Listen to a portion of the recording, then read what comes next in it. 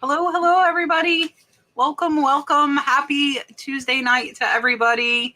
Thank you all for joining us. I'm Kat, the Nurse Flipper. I'm joined by my co-host, Rod, picking and punching. I'm like, you're delayed tonight, Rod. You were a little behind. It's okay. Below me is McKyle, Resale Mania, and Catty Corner is Chris, Thrift Shop Hustler. So I am going to make them big so they can introduce themselves to you guys. If you have questions tonight, get them in early. We have 14 already in line before we started. So if you want them answered, I say it every week, but please get them in early. So, and if you're watching the World Series, feel free to update me in the chat. If anybody scores, I would greatly, greatly appreciate that. So here is McKyle. Hi guys, my name is McKyle. I've been full-time reselling for 4 years. I started YouTube a year ago. My channel is Resale Mania. And well, I've been full-time reselling for 4 years, but I've been reselling since 15, buying storage units. And I decided to make the YouTube channel 11 months ago. It blew up fairly quickly, and now I'm here. Thanks. Perfect. Here's Chris. Hey everyone, Chris, the Thrift Shop Hustler, veteran eBay seller. I've been on eBay for almost 30 years, eBay celebrating its 30th year next year. And I run a 6-figure eBay account for the American Cancer Society. Whoop, whoop. Here we go. Go Dodgers. I really think the Dodgers will take it, but I think the Yankees are going to win tonight. I don't think they're going to sweep it. No, I don't think so. That's my prediction on this. So, thank you all for being here. We got a new member before we started, so I'm going to get to do my turtle right off the bat. Oh, and next week there will be more on the sleeve. I'm going in again Sunday. It is finally healed up, so there will be more to show you guys next week. There's nothing new this week, though. So, let me do my favorite one, my turtle. And thank you, Deborah, for joining. I will be on schedule on my members' lives for November, guys. I promise. I'll explain that at the end of the show. And I explain it in my video tomorrow, too. But here's your super chat.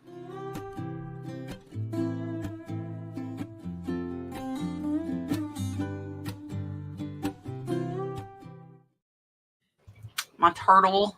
All right. Titchy Farms also sent a super chat before we started and said, I tried to get into EIS. For those of you that don't know, that is eBay International Shipping.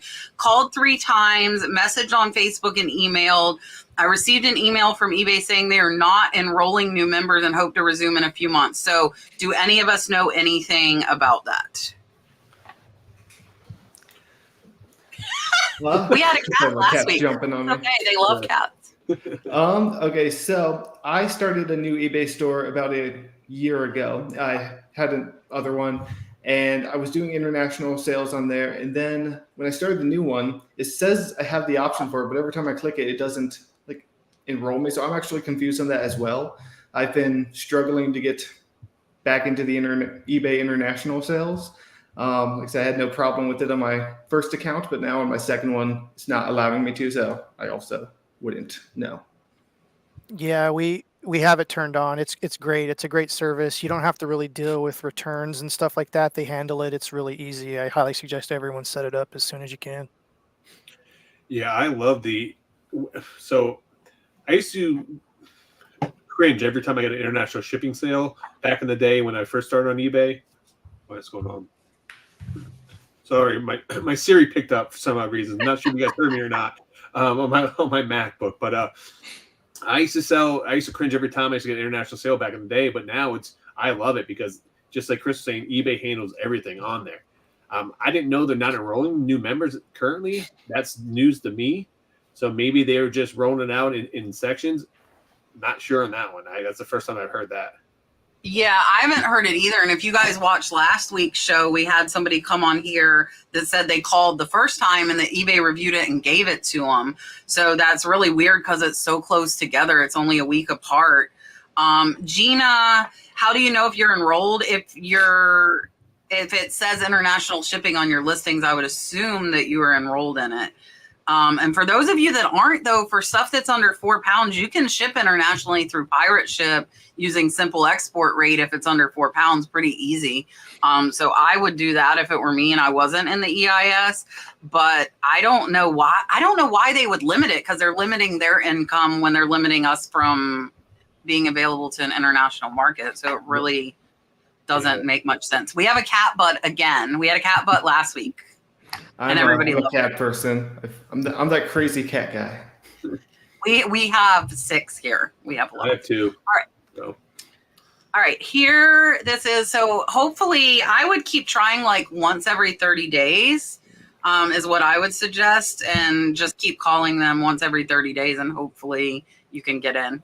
And here, I'm giving you my favorite super chat here.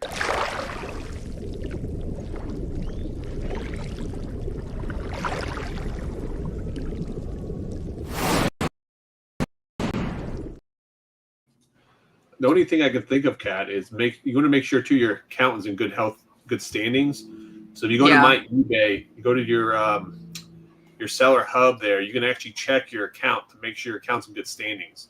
So that's something that you guys always want to keep doing. That could be one thing why they're maybe not allowing you in if you fell under the top rated seller or anything, or if you have some negative marks on your account. Real quick, Rob, Yeah. I think I actually have a theory of why they limit that, because when you do the global shipping, you send it to a third-party location. Sure. And if you have millions of eBay sellers just inundated these warehouses with stuff, maybe they're at maximum capacity or getting close to that. So they just said, let's just kind of limit this for now till we get our logistics straight. That's my theory. Yeah, I mean, you may be right on that. I mean, I could potentially see that.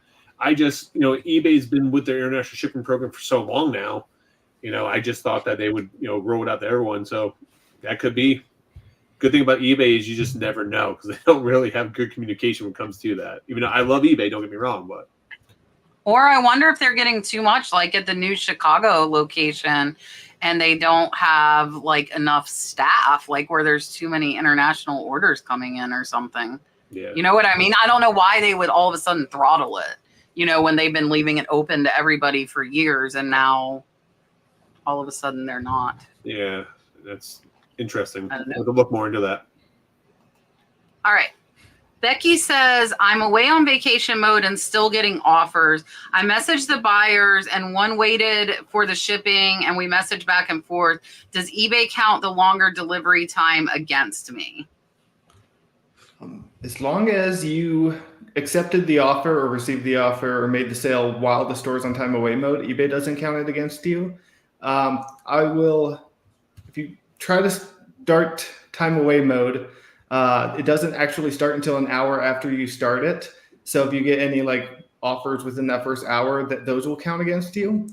Or if someone doesn't pay for something before you put your store in time away mode, and then they pay for it while it's on time away mode, that will count against you if it's late. But otherwise, no, you can allow sales up to 15 days while time away, and they won't count anything against you.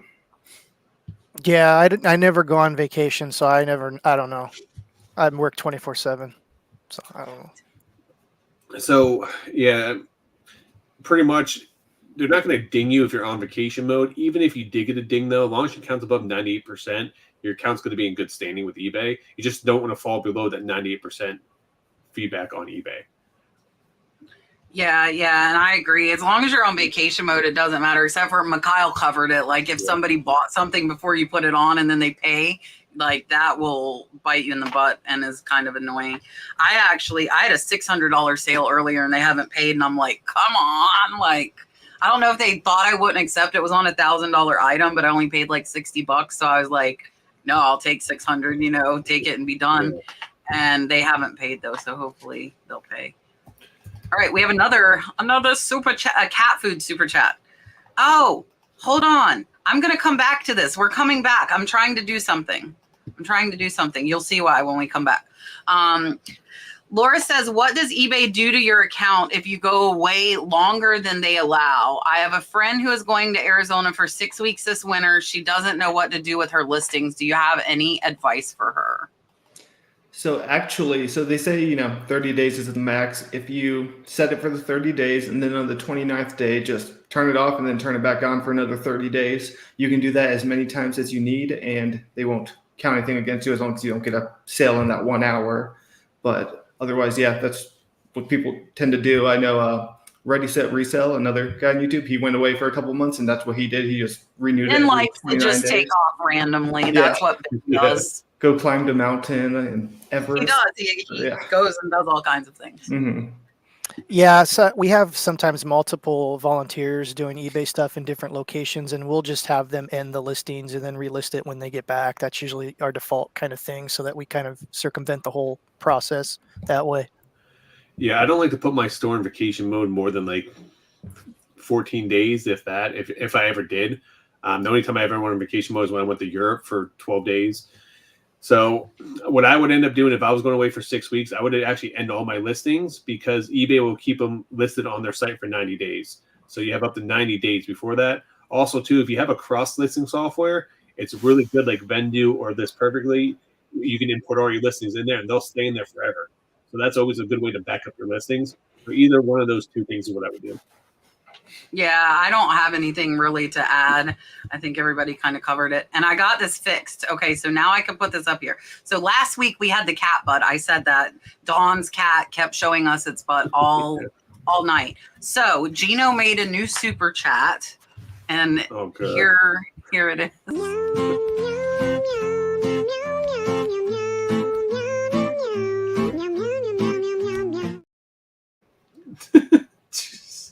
We have a cat super chat now for all of you cat lovers. We have I have such a long list of super chats. It's not even funny. You have now invaded. You left the sea, and you have now invaded the land. Yes. All your sea creatures are no more now. I know, but I love my sea creatures. All right. Titchy Farms Treasure sent a super chat. No, so same thing. Put it back.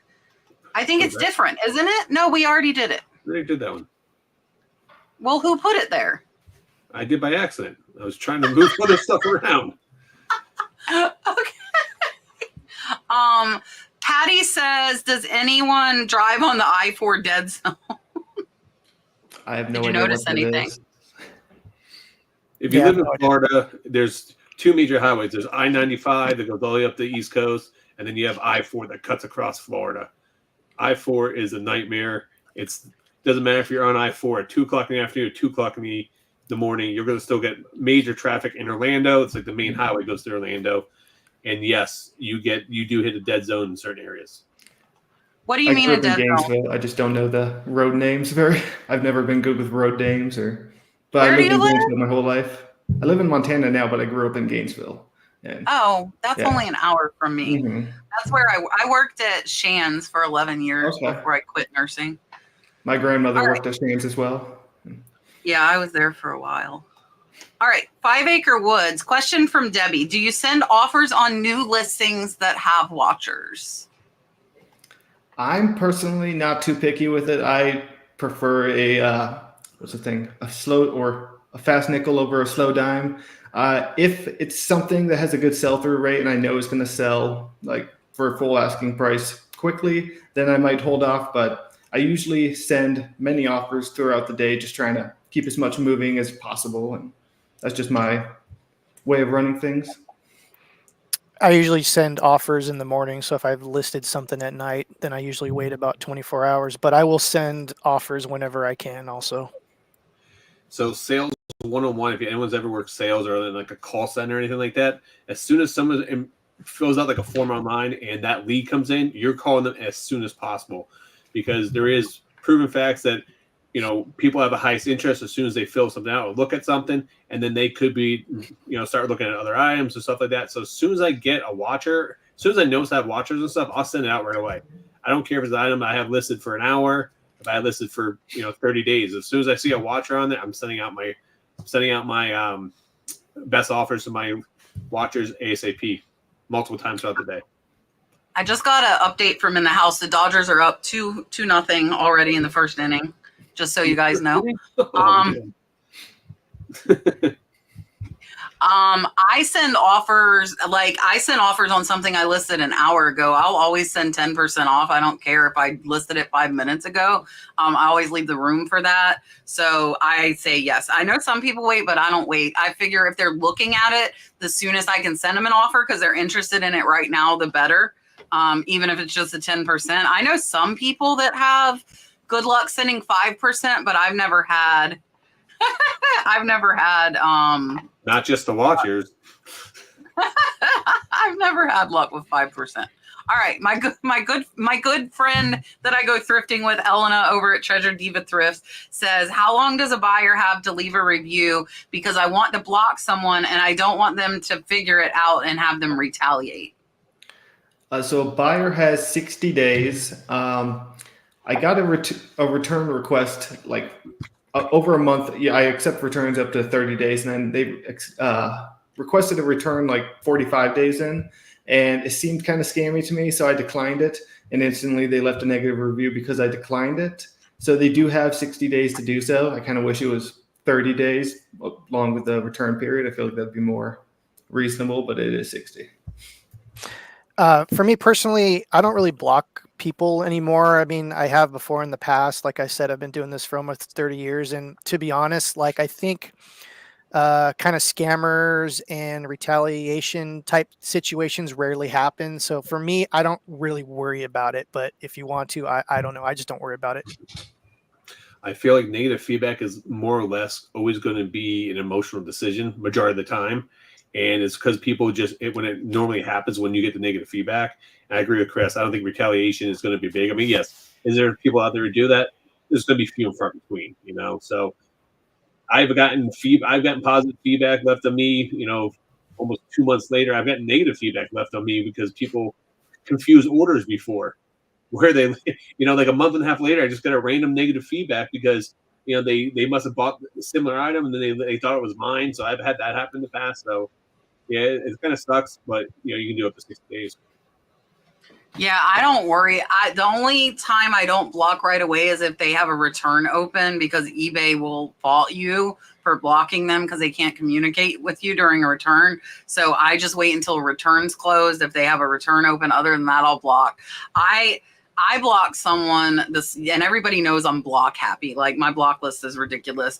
I blocked somebody this morning because they messaged me, asked for measurements at like 3:00 yesterday afternoon. My employee leaves at 2:30, so she doesn't come back in until the next morning.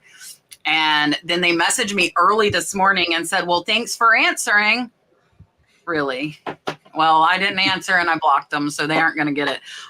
But like, didn't even give us 24 hours to respond. You know, I'm like, no, if you're being this demanding about like asking a question, like I don't want you to buy from me. Could I tell you a real funny story real quick about a negative feedback that I got that was absolutely ridiculous? I sold a DVD and they didn't like the movie, so they left a negative feedback just because they didn't like the movie. Like, that's crazy. I've had that happen where people bought like a brand new product for me. There's nothing I did wrong. They just didn't like the quality of the product, or they had an issue with an actual product. Mm-hmm. You know, so I hate when that happens, man. Same with like clothing sizes. Someone will order a large and I've got a review because it didn't fit like a large. I'm like, I didn't make the jacket. That's the company's problem. All right. Marie says on Mercari, when you sell something under the UPS share post, it no longer says it says it can be no longer than 17 inches. Has anyone ever heard of that? And what would you do if something is longer? She messaged me this question, so I answered it directly, but I'll answer it again live. So what would you do on Mercari? UPS share post says that it's not supposed to be longer than 17 inches. What do you do? I'm honestly not sure on this one. I don't use UPS short post. I very rarely use UPS at all, especially with Ground Advantage out now. So I'm going to have to pass on this one.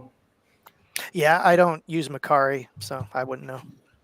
So I know. So for people that do use Mercari, sometimes the FedEx or the UPS share post is actually a lot cheaper than Ground Advantage or Priority Mail on the site. So I do know a lot of people do use it.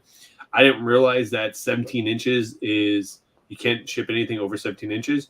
Kat, does it just remove the option to even ship it if you put them in the proper dimensions on it? I think if you put the proper dimensions in, it would. What I suggested was just to ship it. I would just put the label on it, because on Mercari you can't change the label after they already got it if it's through Mercari's system. So you would literally have to cancel the sale, make the buyer rebuy it. So I say ship it and hope somebody doesn't measure it, because there's a good chance nobody will. I think hers was like 21 inches or something. Yes, on Mercari, they do email you the labels if you buy them through Mercari. All right. Sarah sells smalls by the seashore, but she's not by the seashore. Says, what kind of sales drop-off should I anticipate for Q1? It's my first one, and I want to be prepared. I mean, sales are always going to drop off a little bit at the end of the year. You know, everyone did all their shopping throughout November and December. But if you have good quality stuff listed and you're consistently listing, it's not going to be catastrophic. You're still going to have sales coming in. There's my cat again. And yeah, like stay consistent. Oh, he's always on my shoulders. He'll just sit there while I'm walking around the house. But yeah, stay consistent. And even if they do slow down, try not to lose your motivation. Just keep listing and the sales will come in. Yeah, I think people get a little bit too dramatic when it comes to the Q1, Q4 stuff. You're going to sell stuff all the way through. Q4, of course, is going to be your busiest time of the year. Summer is usually the slowest for us, but we had our best sales in first quarter this year anyways. So it's like it depends on your stuff. So it depends on what you sell. So, for example, like if you're a big video game seller, during the Christmas time, you're going to sell a lot of consoles, a lot of stuff, but then after Christmas, you're going to sell a lot of accessories like controllers, games, things that go along with it. January is usually one of my busiest times of the year. December, January are my two busiest months. I usually start seeing it slowing down a little bit around February, and then right around when tax season, people start getting their returns. You always just see a bump up and stuff, but it really comes down to what you sell too. Like if you're selling swimming trunks in January, you're probably gonna have a natural drop off, But if your store is selling winter jackets or you focus on winter clothing, you're probably gonna have a really good first quarter because you're coming right out of the holiday season and right and still in the winter time. So it really comes down to what you're selling. If you're an everything seller, focus on the items that are going to sell. If you have a lot of items that time that you can list at winter jackets, things around Christmas time, things around the holidays, you got to be really understanding and know your surroundings and what you're selling and what you have in your death pile, because you want to prioritize certain things at certain times of the year. Yeah, so I don't see an increase in Q4 or a decrease in Q1 because of what I sell. I think it's really dependent on what you sell. I don't sell a ton of new things. I don't sell a bunch of toys. I don't sell a bunch of things that would be Christmas gifts. So my sales stay pretty consistent throughout all 4 quarters, and I prefer that. Like I know some people like 90% of their business comes from Q4, and I'm good with like consistent sales across all. So it really, really depends on what you sell. I wanted to throw this up here. My kids are in the chat. Dalton is saying hello to everybody. And they're going to bed. So good night. I love you. Be good for your sister, please. Please. He asked her why I have to do this. And she told him that we have to make money because this is what we do. And Dalton, I'm sorry, buddy. It's one night a week. It's one night a week, buddy. So yeah. So hold on. Marsha wants to send a Kevin initiation. This is for Chris and McKyle. So here we go. Me and Rod get to see it. You guys don't. Here you go.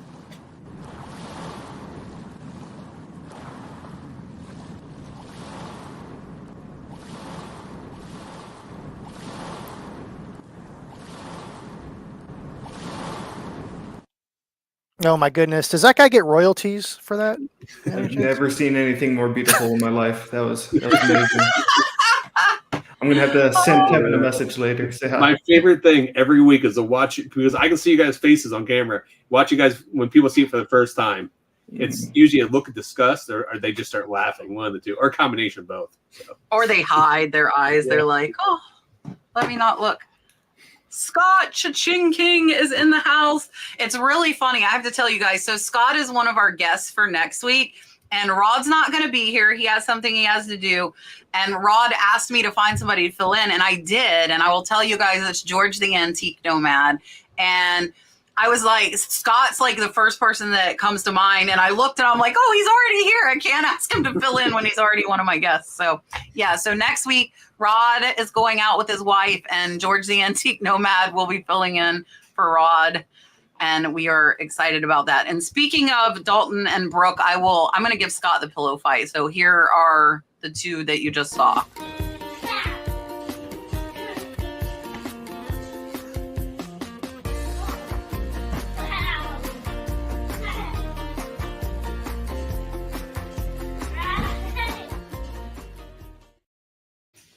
Yeah, hopefully they're not in there doing that now. Yeah.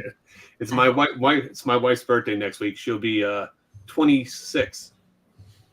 I'm sticking with that. All right. Okay. So, yeah. Me too. Coming up soon. Yeah. I'm gonna stick with that. I'm just gonna steal that number.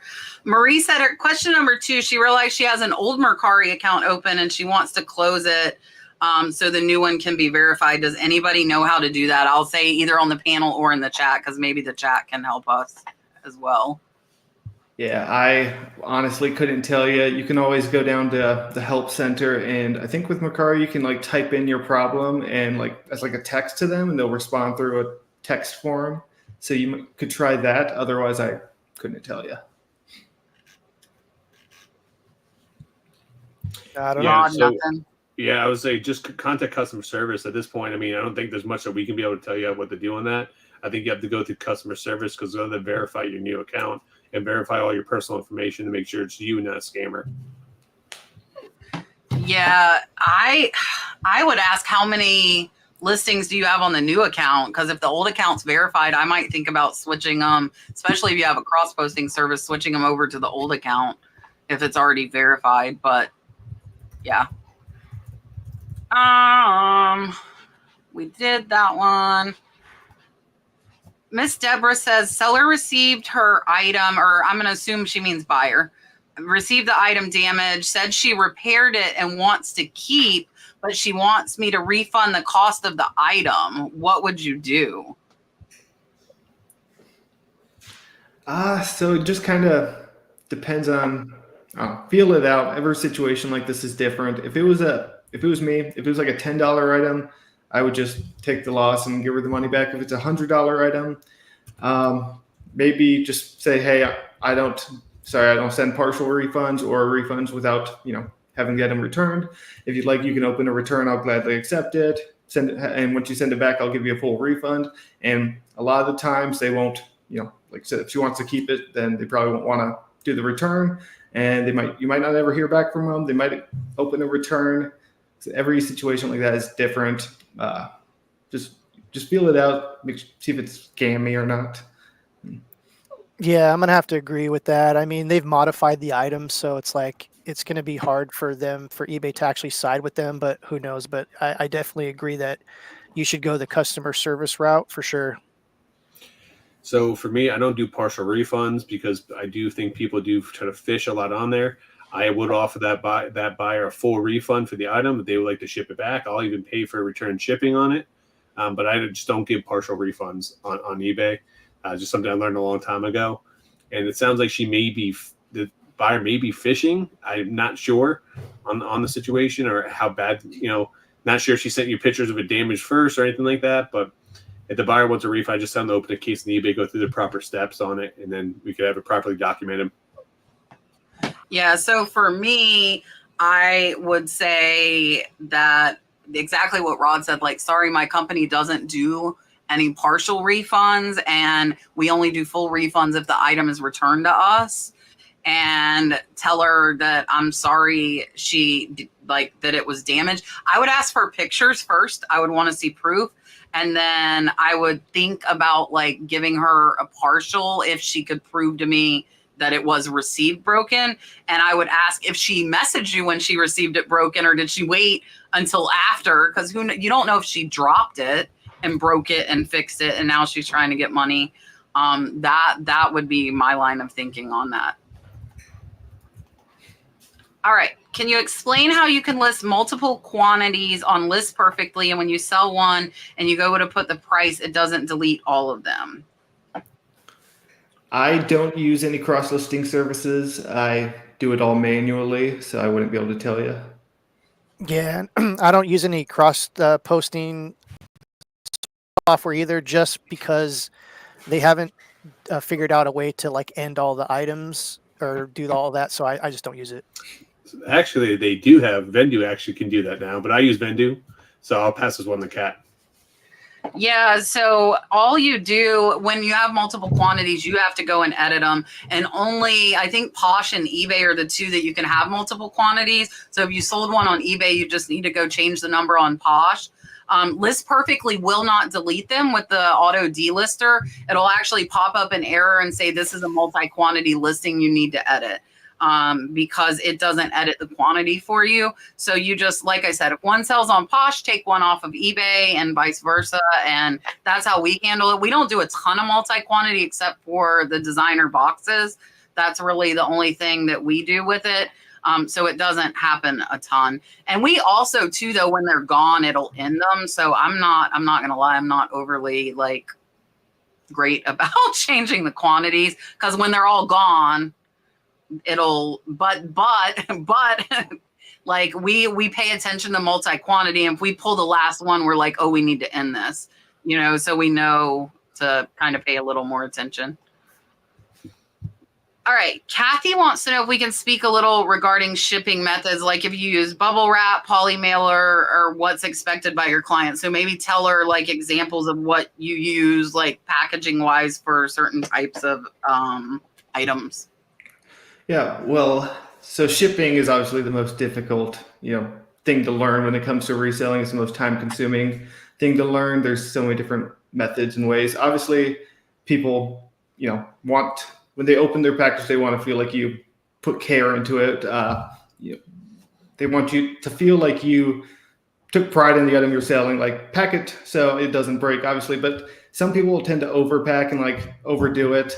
You don't have to overdo it as long as you do it right. I use bubble mailers for a lot of things, like a lot of small first class items. I'll also use poly mailers and stuff. That's good for clothing. I also ship a lot of big items, so just have a lot of large boxes on hand. Whenever you can find them for free, grab them. And lots of bubble wrap. American Bubble Boy bubble wrap is the way to go. So I've been shipping for a very, very, very long time, and I actually enjoy shipping a lot. And you can literally go for hours about shipping. But I'll say that I put mostly all my merchandise in some sort of poly bag, and then it goes into the box. And then I use a lot of craft paper. I rarely use bubble wrap and peanuts, only for very specific things. I have a ton of videos on my channel if you want to check out shipping. I have tons of them on shipping. And I also live by a furniture store, and they sell these huge, huge, huge bags of foam that I use for shipping, like Hummels and things like that. But basically, all you need is a box and some craft paper and some poly mailers, and you'll be good to go. So United States Postal Service, you go to the website, you can actually order free boxes to be shipped directly to your house. That would be shipping from Priority Mail. I would say make sure that you have good suppliers to get boxes from. I buy boxes and bags from multiple sources, poly bags, bubble mailers. I would load up on boxes or shipping supplies that you normally would use, or the sizes that you normally use. General rule of thumb is, though, if you put something in a box, I always give it a little turn test. If you hear that, what you put in a box, and you put it in there, and you hear that thing slide one way or the other, that means you don't have enough packaging in your box, and you need to repackage it. So when you put an item in a box, it should not move at all.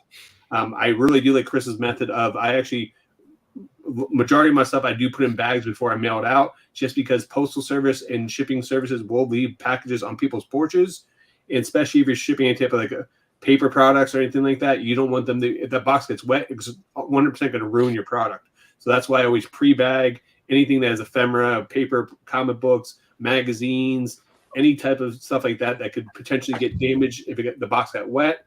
I do that inside the boxes after I, once I put it inside the box. So. Yeah. So for us, any breakables are going inside a bubble wrap. Sometimes expensive stuff that's not breakable, like if I sell like a $400 piece of jewelry, we're going to put that in bubble wrap just to ensure. Because I mean, there are stones on there, and on a $400 piece of jewelry, I don't want to risk it.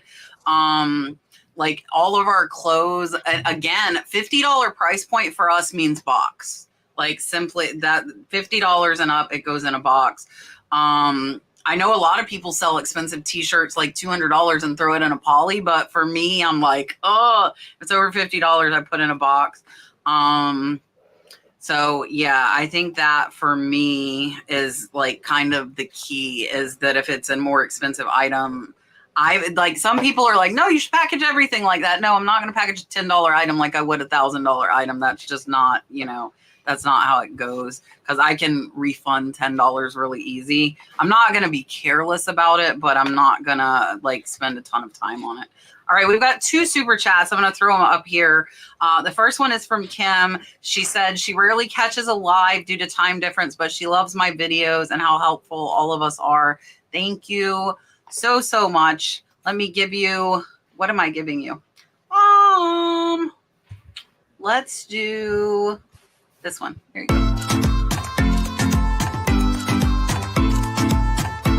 Hi, I'm Dalton. Hey. Hi, I'm Dalton. He was so little then. All right, the second one, and this is a very, very good friend of mine, and he did message me and ask me if he could send this. I'm throwing him under the bus here. But you guys don't want to know how much I spent on super chats to grow my channel in the beginning. I spent a lot. When I was first starting, I was in every live throwing super chats around like it was nobody's business just to get my name up there. So Chris over at Buck Mountain Barn, he has been on the show with us before. I have went on his podcast as well. He is 32 people away from 1,000 subscribers. We have 330 of you in here. So I only need like 10% of you, but I would like all of you to go subscribe to Chris over at Buck Mountain Barn. Definitely go check him out. I'm going to give him Rod because I don't know if Mark is coming tonight. So we got to give somebody Rod. So we're going to give him to Chris. Thank you guys for watching. Please make sure you like and subscribe. Until next time. So for those that don't know, in YouTube land, once you hit 1,000 subscribers, if you have enough watch time on your channel, you can actually monetize your channel. So it's a really big thing for a lot of these creators, especially if they've been putting in months or years building up their channels to finally get to that milestone. So it is a really big thing for them. So please definitely reach out and subscribe to his channel. Yes, he is a really, really great guy, and definitely go check him out. We appreciate you guys. And he's been on here a couple times too. He has, yeah, he has definitely been on. And you can search, like if you search like the podcast playlist, you can find the shows that he was on as well. That was an answer to a question. Laura says she's never done combined shipping on eBay, and someone today asked if she would. She said yes, but can you explain to her what she's supposed to do? So I do free shipping on all items. I know that's not the popular way to do it, but I do free shipping on all items. But with the combined shipping, you're not obligated to do it, obviously. It's how you feel. But it does, it does make the buyer a little bit more lenient to give you a positive review. Like just combine whatever they paid for the shipping and then whatever the cost is to ship the item, refund, the difference, maybe take like 10% out because of eBay charging fees on shipping. But otherwise, yeah, just send them $5 back or whatever it is, and it'll make them very happy. Yeah, technically, I think if you go to your sold items, there's a little checkbox, and you click the 2 little check boxes, and you can go up to the shipping tab and then kind of combine shipping that way. We have a lot of problems with that on our charity site because we get so many similar things, and since eBay does instant payments now, which drives us nuts. Before you wouldn't have to pay instantly, you can send an invoice. Now eBay almost forces you to pay if you accept an offer. So we do a lot of partial refunds and stuff like that if the customer asks, but sometimes we actually do it before, just because we know if they spent $50 on 10 items, that's crazy, and we'll just do it automatically. Yeah, it's going to be subjective for me. There's times I will issue a refund. There's times I won't. Like if it's just a buck or two, I'm not going to issue a refund back. But just like Chris said, if it's something ridiculous like 15, 20 bucks or something like that, I'm going to issue a refund, do what's right by the buyer. But I mean, unfortunately, there's no easy way to do it. Before, you would have a lot of buyers that would have to buy single items, and you have to go in there and then manually combine over the years. It's just one system that eBay has not been able to perfect, I guess you say, over time, unfortunately. Yeah, I think everybody explained it pretty well. I want to throw this up there. Scott Cha-Ching King said, there it is. Chris hit 1,000. So congrats. And Heck yeah. he said that I and the same chat, we got Scott Cha-Ching King to 1,000. I believe he's over 40,000 now. Absolutely incredible guy. He came and spoke with me at one of my in-person camps that I did. So I've had the pleasure of meeting him in person. Says he's beyond grateful. I'm grateful for him. I'm really happy to have him in my life. He's an amazing guy.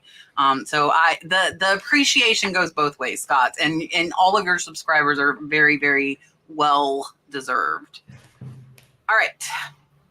Laura says, how do you all come up with your flipping titles? I'm going to assume she means our names. So this will be fun to explain. Like titles for our videos, maybe? Or are you talking about our actual, like... I think she means like our names. Oh, okay. I mean, that's what I'm thinking. Laura, if you're in the chat, let us know. Yeah, I thought they meant the title of your listing. Yeah, that's what I was thinking. Okay, we're reading it. Listing titles. Oh, gotcha. We're all reading it differently. Yeah, I have a flipping channel too, so that's why I was like, that's the first thing I went to, my flipping channel. So, but I think Chris is right. Probably our titles, probably for eBay listings, maybe. I would think so. Okay, so I don't know if this is still the thing. I heard a while ago, like the first 5 words of your title is the most important ones, because on certain devices it cuts off part of it, so they can't see everything. So, like, say you're selling a pair of shoes, I try to have the size in the first few words of it. You want to have stuff, the most important things visible for the buyer to see it. You also want to use keywords. You have 80 letters or words you can use, 80 letters you can use, and you want to use as many of them as you can. Like, say you're selling a pair of shoes that people would wear hiking. You want to have the word hiking in it if you have room. You want to have the word trail. If people are searching certain words, your items are going to pop up above. Oh, I just want to say I was right. She meant our names. So if you want to. Okay. How do you come? Epic fail, all right? Epic fail, but how do you come out Resale Mania? Kind of like Resale Mania. I was just like, I didn't expect for my channel to grow very quickly, so I was like, I'll change the name in the future if I, think of something better. But now I'm just kind of sticking with it. It was supposed to be like Resale Mania, WrestleMania, kind of corny, but yeah, for me, like Thrift Shop Hustler just seemed kind of catchy and everything. And then when I was growing up, I used to always work very hard, and people used to call me like, "Oh, the little hustler," but not like the hustler that tries to scam people, but the hustler like Pete Rose, Charlie Hustle. Now, I first want to say there's nothing wrong having your name based off WrestleMania wrestling, all right? I'm going to put that out there, all right? Just throwing it out there. So for those who don't know, I was a professional wrestler for several years, and when I used to travel the country, go wrestling, I would go picking along the way. So I decided to create a channel about a wrestler that was picking his way across America, welcome to picking and punching. But then COVID hit, and then all my shows got canceled, and then I just said, screw it, now I'm just full-time reseller. But that's how I came up with picking and punching. Seemed to work out. Yeah, and I just expanded it into, when I started my flipping channel, I want to keep the brand similar, so I started flipping and punching. And then when I started my card channel, my sports card channel, I just kept picking and punching cards. So just so they all branded together. Yeah, so for me, like, if you guys don't know, I was a nurse for 11 years. I quit in 2022 to do this full time. I started my channel back in 2019, and I'm a nurse and I flip. So mine was pretty simple, like the nurse flipper. I want to say that I think it's really important, if you're thinking about branding and you're thinking about a name, you need something that people will remember, that's easy to spell, it's easy to find, and it's memorable. So like my second channel is Catch Treasure Hunting, which again, 3 words, super short. Like people need to remember it, because if they can't spell it, they're not going to find you, So I think that's very, very short, easy to remember, and easy to spell. I love it. Now, I want everyone in the chat to post down, it could be maybe your username that you use for eBay or that you use for YouTube. Let us know your story, because I'm looking, some people are starting to post theirs, and it's actually kind of cool, because you guys are regulars in here a lot. I like reading kind of what people come up with their names for. So, yeah, it's cool. Really cool. I'm trying to give Sarah's name extra words every week. I'm trying to put her by the seashore, but Sarah sells smalls, not so close to the seashore. It is easy to remember, and you've got that alliteration. You've got the 3 S's.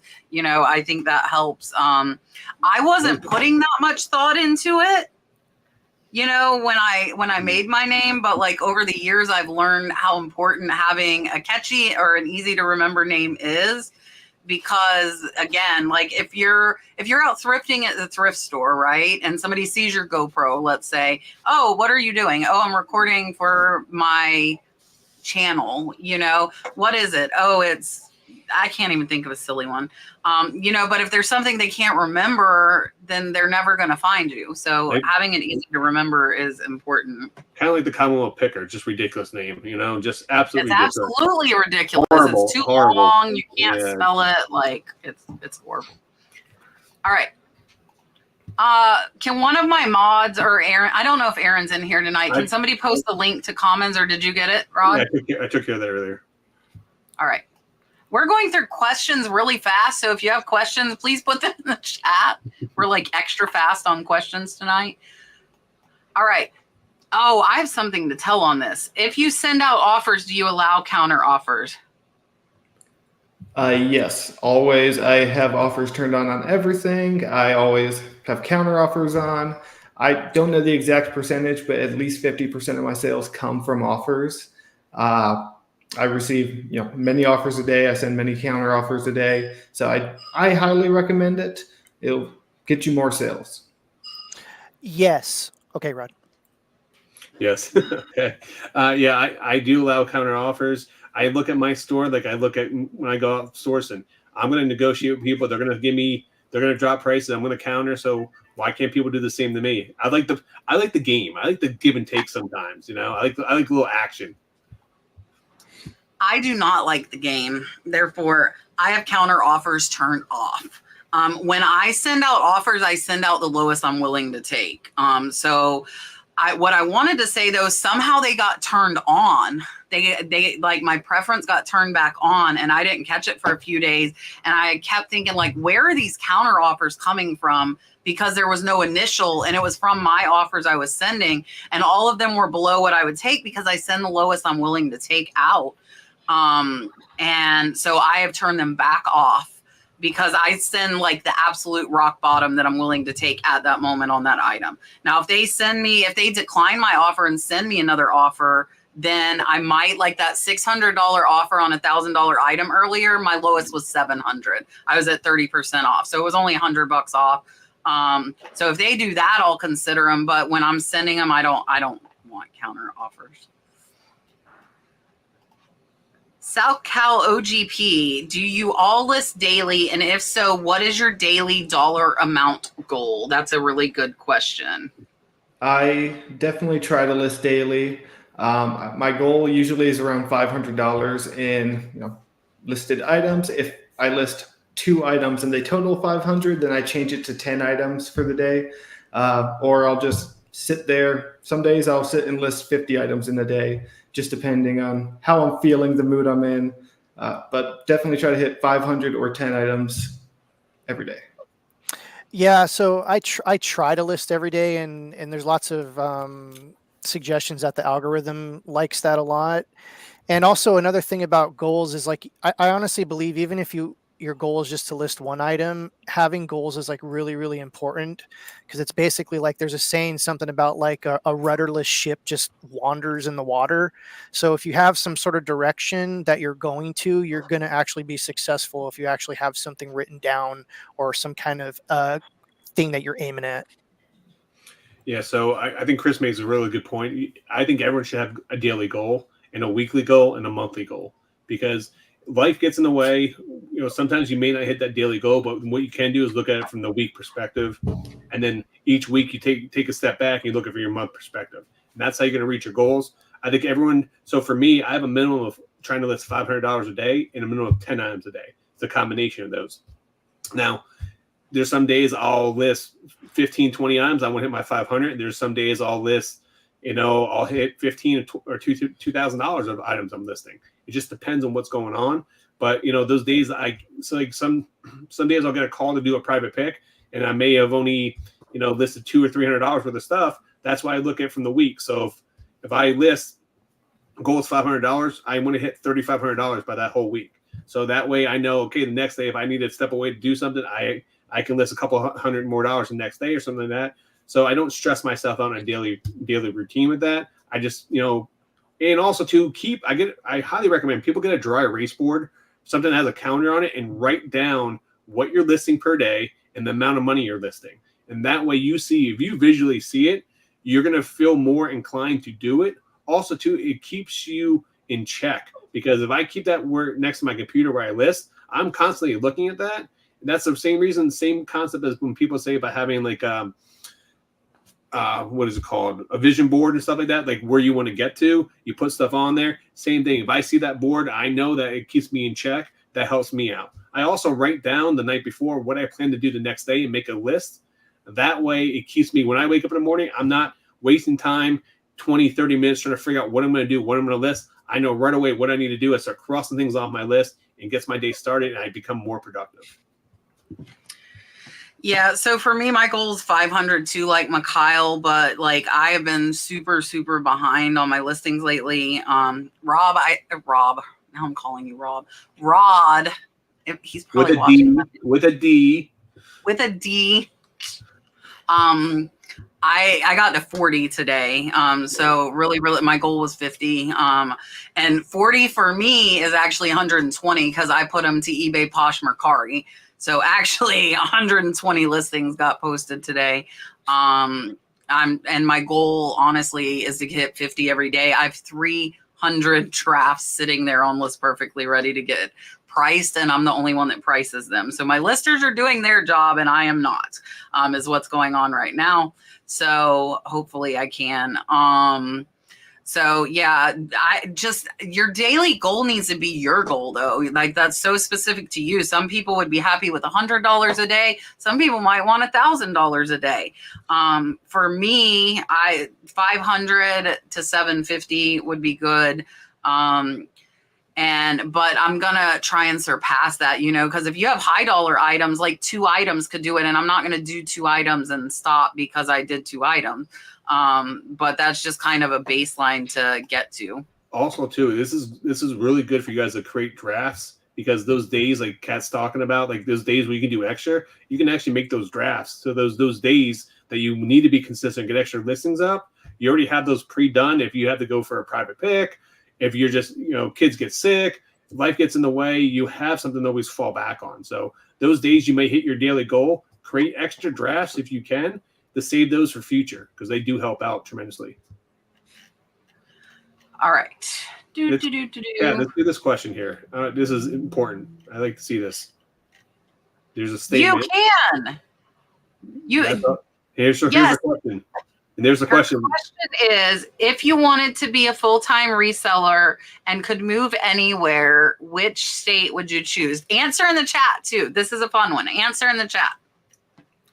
I would stay exactly where I am. I arguably have the best thrift stores in the country. I would challenge that. I think Bozeman, Montana, even anywhere in Montana, like all the thrift stores I've been to in Billings, Missoula, Kalispell, they are the best thrift stores I've been to.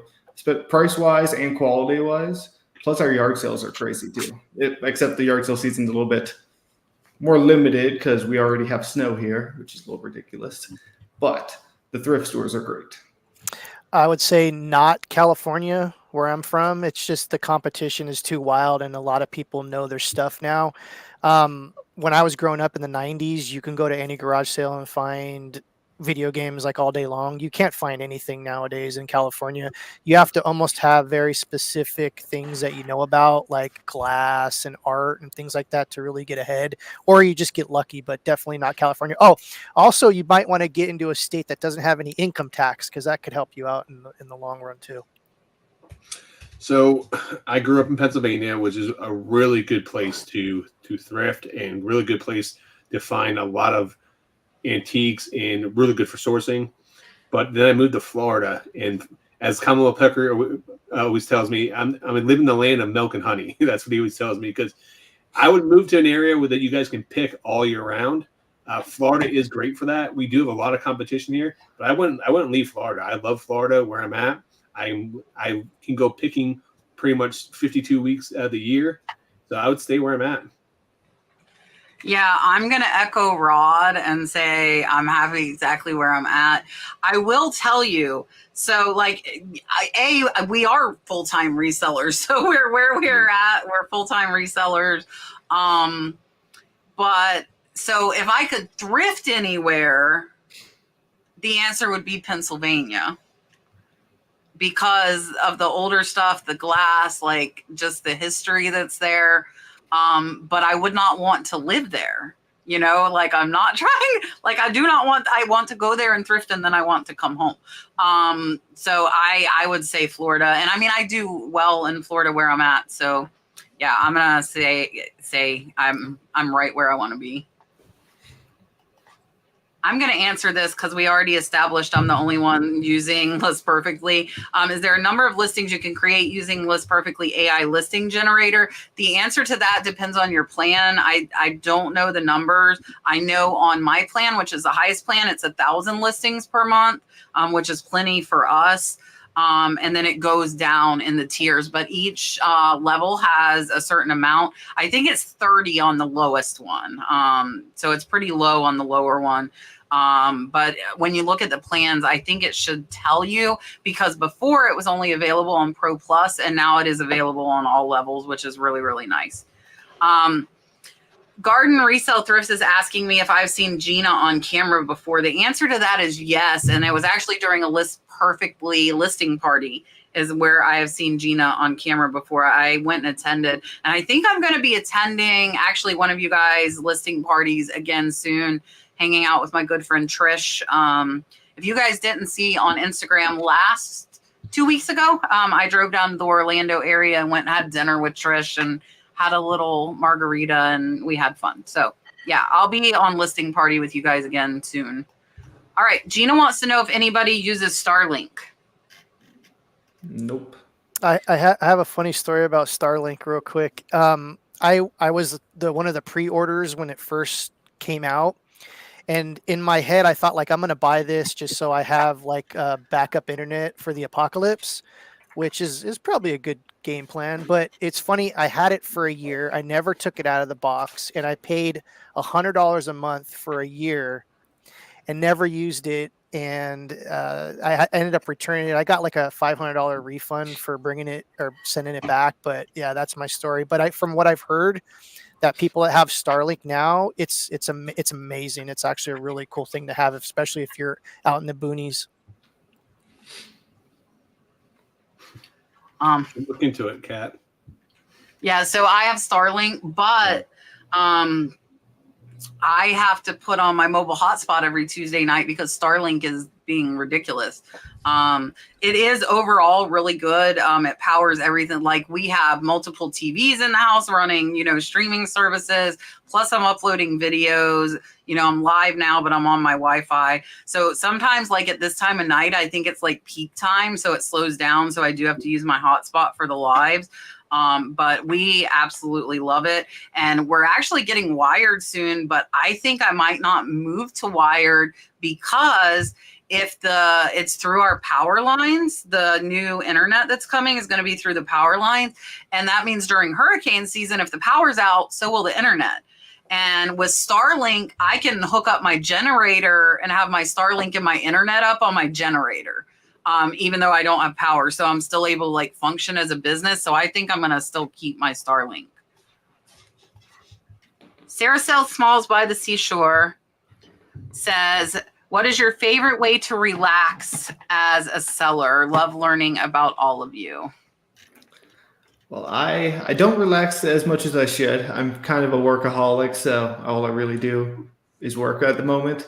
Honestly, I love a good lazy day though. Just laying in bed watching YouTube, doing nothing. But we live in Montana, so we have a lot of outdoorsy stuff. Usually, when I'm not working, when I do take days off, we go hiking, go up in the mountains, camping, skiing. The skiing here is amazing. But otherwise, yeah, this is what I do all day. Work, listing. So I have, and I'm sure there's someone out there that can relate to this. And I find it really hard to relax just from my personality. And it's not because I just can't unwind or anything. It's like my personality, I have to feel like I'm doing something and kind of achieving something. I kind of feel like, I'm wasting time when I'm doing nothing. But as I've gotten older, I've learned that like you really need to take a time out or your body starts to just deteriorate.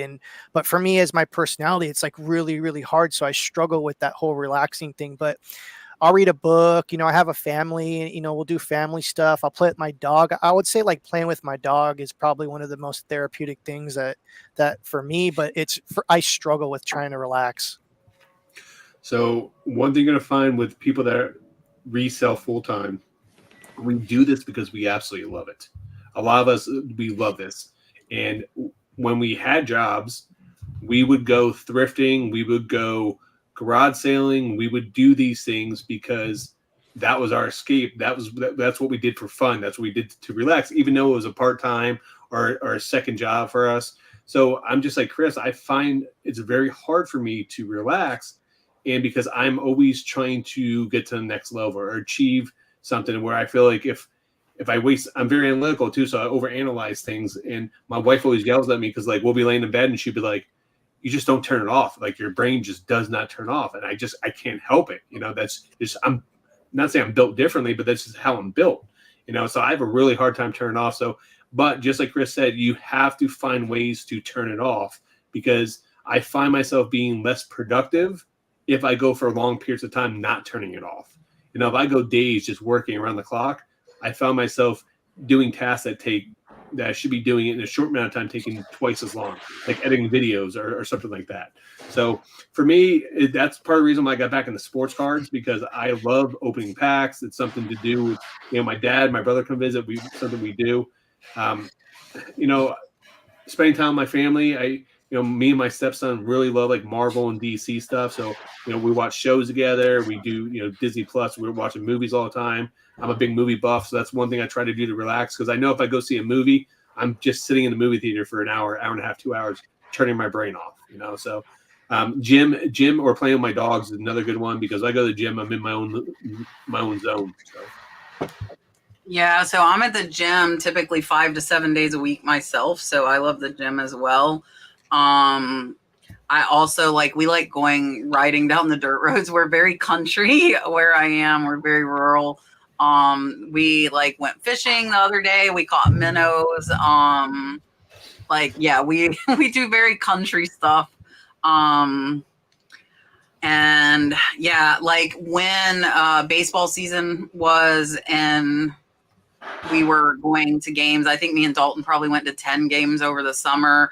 I want to go to some football games, but I'm not sure how I'll tolerate the heat because we were going to Tropicana Field, which was indoors. So we had air conditioning. So I'm not sure how that'll go. But yeah, I'm all sports all day, on the weekends and during the week if there are games we're watching it as well, but I will tell you that is relaxing, but I'm also working, so my laptop's on my lap. I'm doing listings while I'm watching the games.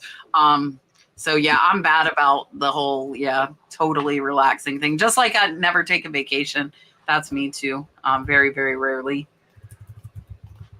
All right, Scott says he has a heck of a time selling older electronics. They almost never work. It's not really a question other than, is it just him? So do you find that with older electronics that they just don't function?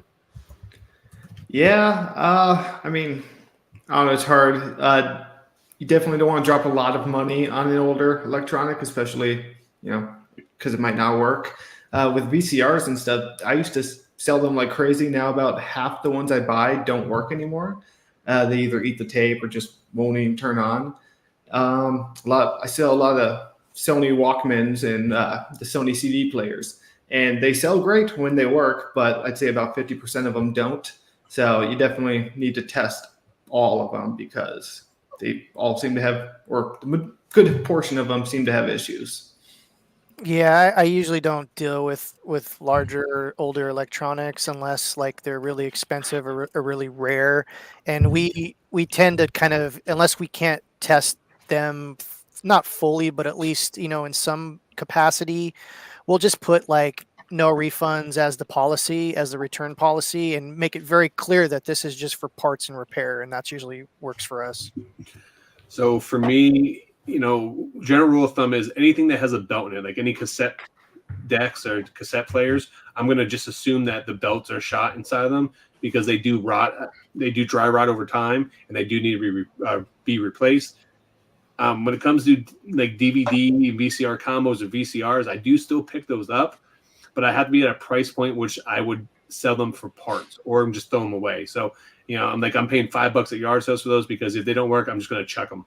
Or if I do pay up for electronics, I'm paying it up where that I won't either I'll break even selling it for parts, worst case scenario, or B, I can still make a profit selling it for parts. Same thing with buying video game consoles. It's like Nintendo Wii's. I have a tendency to find those all the time, and like half the time they're not working and things like that. So I'm buying consoles, and I will tell you one thing with video game consoles. That's one good thing that you can sell for parts. What I normally do is I'll buy them at yard sales, and I have a tote. And ones that don't work, I'll just, whatever the problem is, I'll put a note, the little sticky note on what it is, and once I get a stack of them, throw them on eBay, and you can sell them as giant stacks of non-working consoles. People will buy those to get fixed. Yeah, after a few returns, I've kind of stayed away from them for the most part, unless they look cool and would be like a cool display piece not functioning.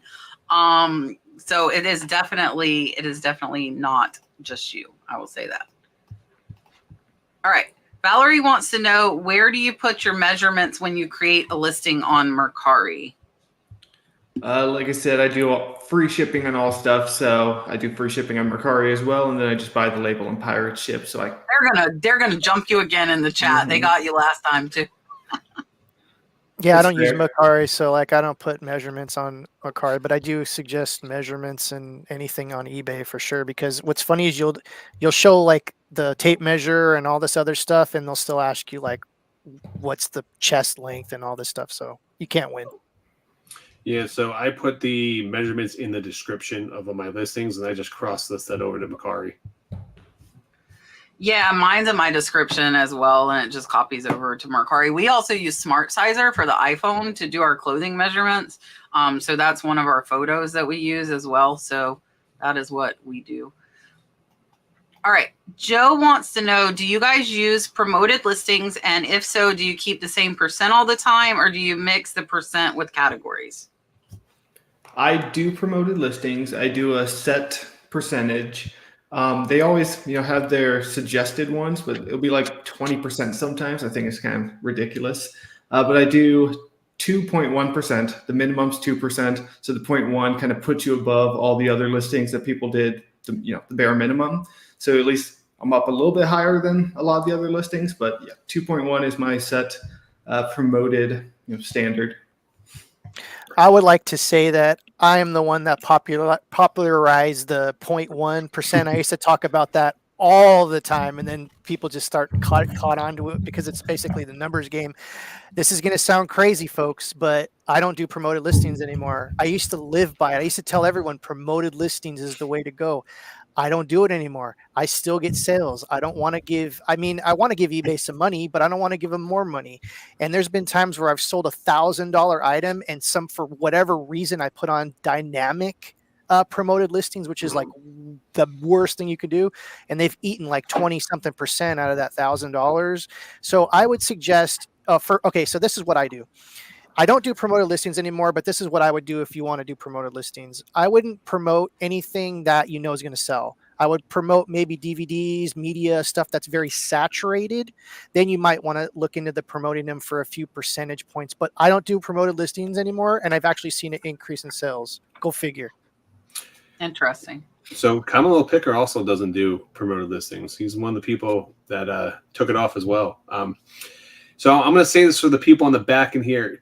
Do not use eBay suggested promoted listing. Let me repeat that. Do not use eBay's suggested promoted listing, all right? Because you will just be giving away tons of free money because it gets to be ridiculous on there. If you're, depending on what you're selling, if you're selling items that have a fast sell-through rate, like Chris just said, if you have a fast sell-through rate and you price them competitively, they will sell if it's a quality item. If you have something that's like mall brands, all right, something that's going to be oversaturated, certain clothing categories, you know, something that you're going to go on there and they have a slow sell-through rate, then yes. Grand Slam! Wait! Oh, no, that's Yankees. What just happened? Who just got a Grand Slam? Yankees. The Yankees just got a Grand Slam? I just stopped the show. Can you just see Chris's face? He looks devastated right now. Oh no, it's fine. I made you walk away from the TV. I'm so sorry. It's going to be really extremely hard for the Yankees to win 4 in a row. Yeah. So I'm Absolutely. okay. Absolutely. The odds are way against them. Oh yeah, 100%. But so for me, if I do promoted listings, I'm doing something between 2 and 3%. I also use percentage points. That's something I started doing back in the when I used to place bids back in the day on eBay. You know, because back in the day, eBay was only auction style only. So I would place that bid of $20.17 or something ridiculous on there. So I would just beat that person by that last. We place a bid to the last time, but. Cat's over there having a party, so we'll move. Oh, sorry. No, I'm back. I'm back. I was placing a drink order. Joe wants to know. So as far as the promoted listings, I do use dynamic, but I cap at 10%. So honestly, basically, I might as well just be doing a flat 10%. Because I would say like 90% of them end up at 10%.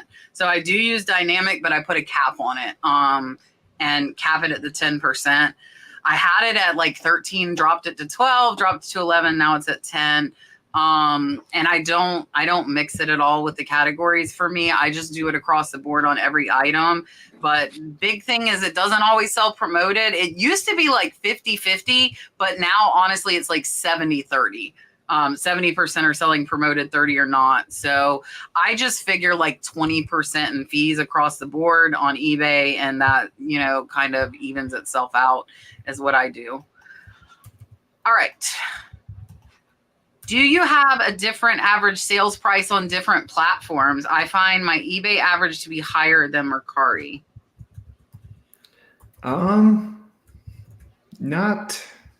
Not really. I have fewer sales on Mercari than eBay, but I mean, I take offers on both things, so I couldn't really give you a solid answer on that. When I sold on Mercari, I would just keep it the same. I mean, there's no real reason. I mean, okay, so like early back in the day when I used Mercari, you get more for video games and shoes and stuff, but I think the field is probably leveled out by now. I don't know, but I would just keep it.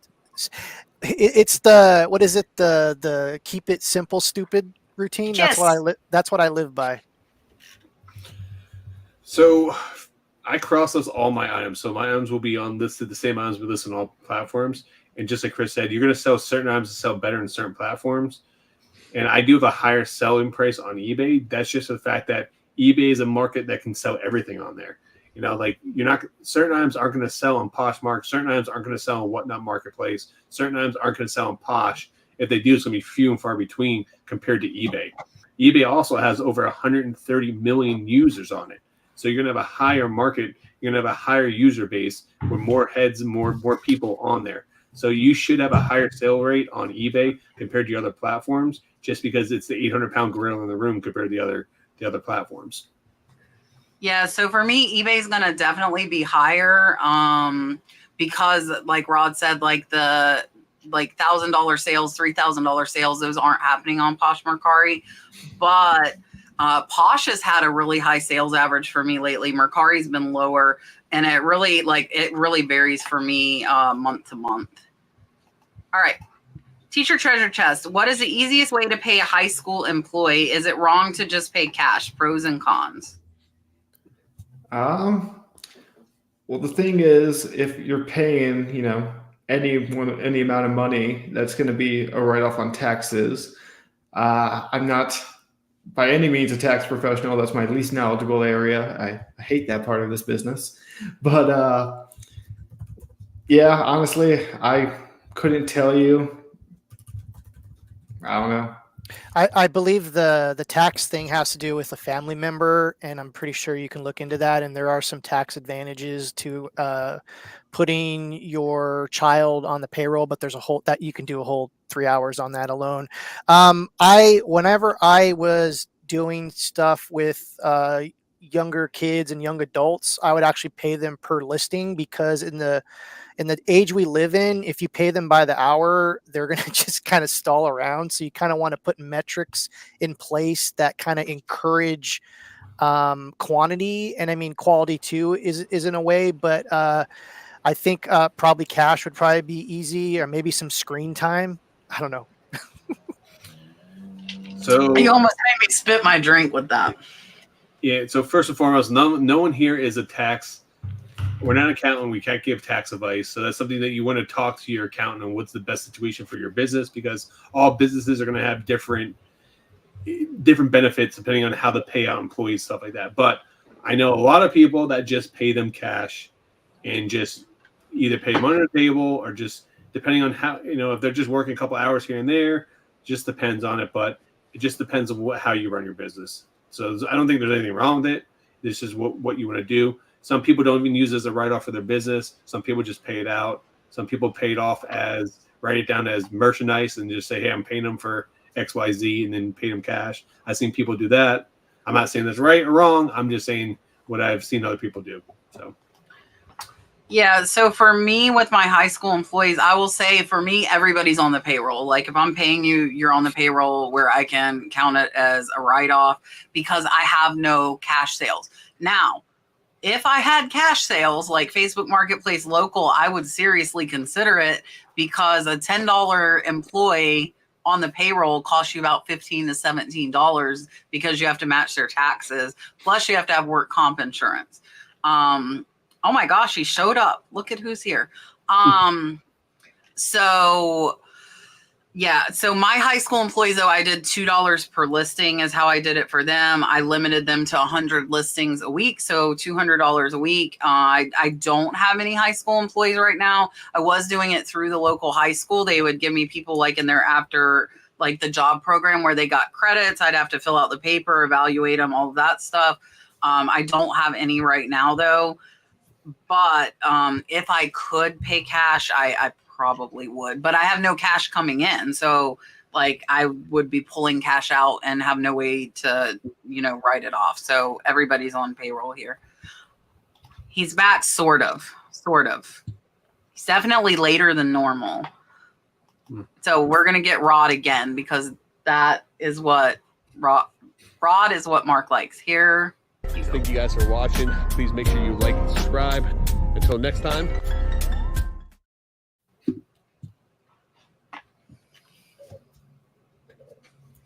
I'm telling you, it makes me want to tattoo my knuckles. I'm not going to lie. Like, that's what that makes me want to do. Do it. Me pushing the screen when you want to tattoo your knuckles? I need opinions. Wait. Okay, and I'm going to tell you guys this too. I'm going to tell on myself right now. I've been drinking the whole show.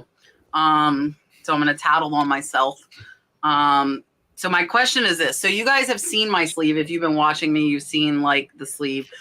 I was going to put a starfish on my hand, right? That was my initial thing. But now I'm thinking I should put an octopus, because the tentacles can go out to the fingers. So I want opinions. Nothing on the hand. I've done nothing because I'm not sure. Nothing on the hand, starfish or octopus. And like the whole, if you haven't seen it, my whole arm all the way up is all aquatic theme. There are sea turtles, manta rays, there are sharks up here. And it's going to all be colored in. It's going to be a complete sleeve. But I need to know or octopus or starfish or nothing on my hand. Sounds pretty cool. Get a grenade tattooed on it so you can punch the screen too. Like you're throwing bombs, all right? But no, I mean, Kat, the only thing I would say is the only piece of advice I can give to you is just remember, use your hands a lot in your videos and in live sales, stuff like that. Do you want the consistent? It's an octopus. I'm just saying, if you're fine with that, then no big deal. Do what makes you feel the best. I'm the boss of me. Well, then you Nobody be else the is the boss of me. Well, like the tattoo artist is like, he's like, that's like a face or a neck tattoo. Like you can't cover your hand. But I told him, like, I don't intend on ever working for anybody else, so I don't care. Like, that's my thought on it. And I'm a nurse, and do you know how in demand nurses are? I guarantee you they would overlook a starfish or an octopus on my hand. I mean, if I really needed a job. Speaking about like neck tattoos and face tattoos, I mean, that's just like, you know what? I'm giving up on society. I'm not getting a corporate job ever again. That's like your decoration right there, like putting the flag in the ground, like, I'm not working a corporate job ever again when you get a tattoo like that. So. I think the tattoos don't have. Subscribe to List Perfectly. Here's my code. I don't think they have the stigma that they had like 20 years ago either. Yeah. Now it's more of a trend. That's why I got it. Yeah. Why don't you sell space in your hand for advertisement? And then that way you just we should auction it. We should auction it. Kevin? Yeah. No. Shop Commons. There we go. Look. Scott's going to get a face tattoo, even though he has no tattoos and he doesn't drink. That's the best way to start. I think the chat is spoken, Kat, right here. Why are you asking if you're the boss of you? Because I need input on this subject.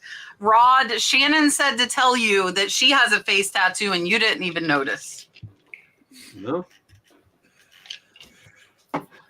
So, because I'm a good husband, I'm not looking at other women, Kat. That's why I didn't notice. Boom, got it. So Rod met Shannon this last week. Rod and I met down in Newport Richey, and Shannon and I did a big buy. I say Shannon and I because Shannon negotiated. I just paid. So Rod got to meet Shannon. It was a very good buy. It was a very good buy. 2 buys. I sold you 85 items, and then you bought off a contact a lot. And Shannon's been in here. Look, OCDing the shed. Does everybody see? Notice it's cleaner. Shannon is organizing. She's halfway through the big shed, and she's like moving through like a wrecking ball throughout Shannon wants to come out here. I am very unorganized, so I could use a Shannon over here. A flyer. That's what everybody in the chat says. They said they want their own Shannon because she's like been doing my house too. Mm-hmm. Like she redid my bathroom, and everybody says they need a Shannon. Everybody needs a Shannon. All right. Bebe says we already did it. Rod, why did you not get rid of that? Skip and Stone says, I have a sign I want to list, but don't know the best way to ship it. It's hard plastic, so it needs to ship flat. It's 48 by 34 by half an inch, but it's only 5 pounds. So how do you suggest they would package and ship? So I actually just sold a neon Budweiser sign about around those dimensions very recently, and I used a TV box. I wouldn't list it until you have a TV box that will fit it, because it might be difficult to find one, and you don't want it to sell and not have the box to ship it in. But TV boxes are great for that kind of stuff. Like the fold-up beach chairs, you can throw one of those in there. And UPS is a good option, especially only being 5 pounds. It wouldn't be that expensive. Just the dimensions would probably bump it up to like $20-25. But yeah, get a TV box. So I was going to suggest a TV box also, and that's probably the best way to go. But if you have the money, you can go to any mailboxes, etc., and you look for it's called like a mirror shipping box. They use it for when you move to different places. It's called a mirror box, and it's the same thing. You can just buy one. Yeah, U-Haul store is a good place to buy big boxes as well. Another place, I would probably, if that was me, I would probably Frankenstein the box, to be honest with you. Because I pick up boxes at Home Depot or at Lowe's sometimes, and they go, I think they have up to like 24 inches, and I would just probably Frankenstein the box. I take 2 boxes together, tape them together. It's a kind of a pain, but I mean, I do that with oddly shaped items or big items, and lots of bubble wrap in there, and you're going to ship it either UPS or FedEx. Do not ship big packages through the Postal Service. You will get destroyed on shipping costs. You would just not good. Yeah, so for me, if it's that flat, I'm just gonna sandwich it in cardboard. If it's not like breakable. I use the TV boxes a lot for my art, but if it's like a hard plastic that I'm not worried it's gonna break, I'm probably just gonna sandwich it. So because if you get to that 6 inches wide on that big of a box, that's a big difference from like an inch, you know, if you're just sandwiching it in cardboard. So I would just sandwich it if I didn't think it was going to break.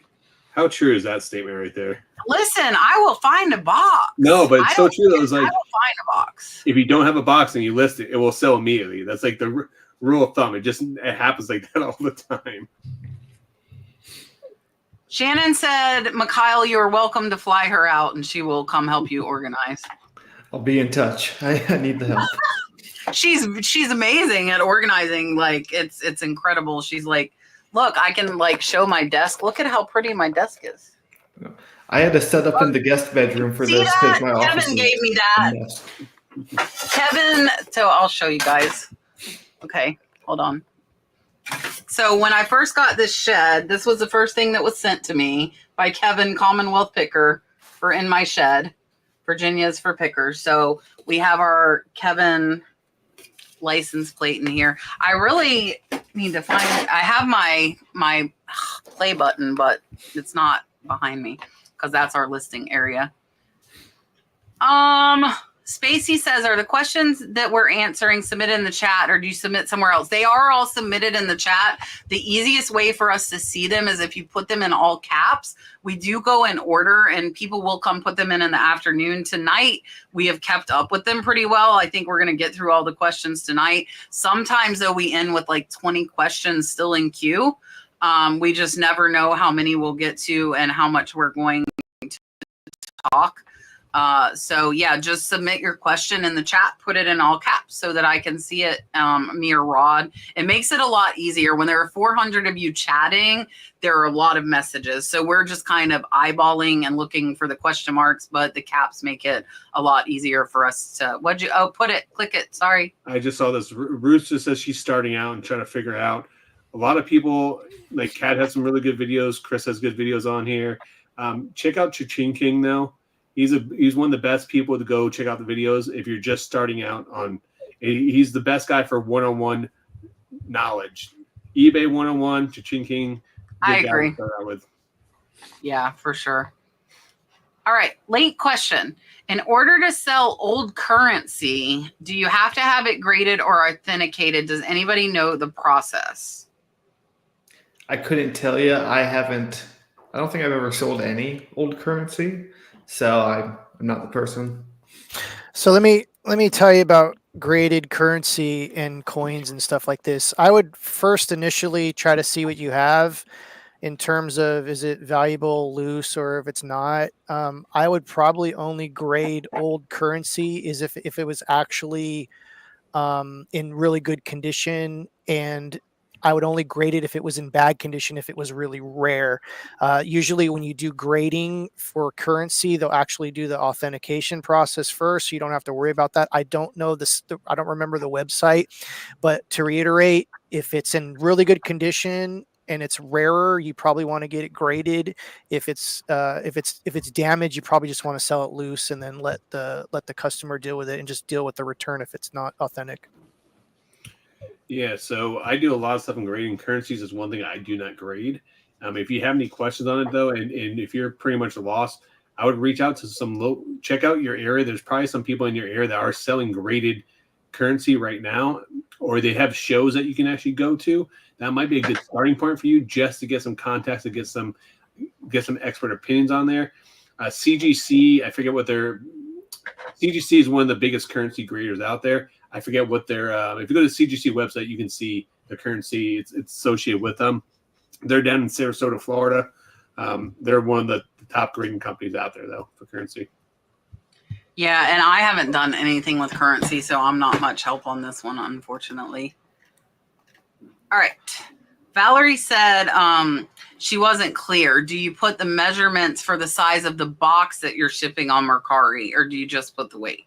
I guess we could answer this for any platform, though, really. Like, do you put what you think are going to be accurate measurements of the box your item's going in? For eBay, I do again, I do free shipping, but I put it in there just so it's already kind of there when I go to buy the label. It's kind of, it gives me at least a ballpark of what it's going to be, but it doesn't really apply to me since I'm a lousy free shipper.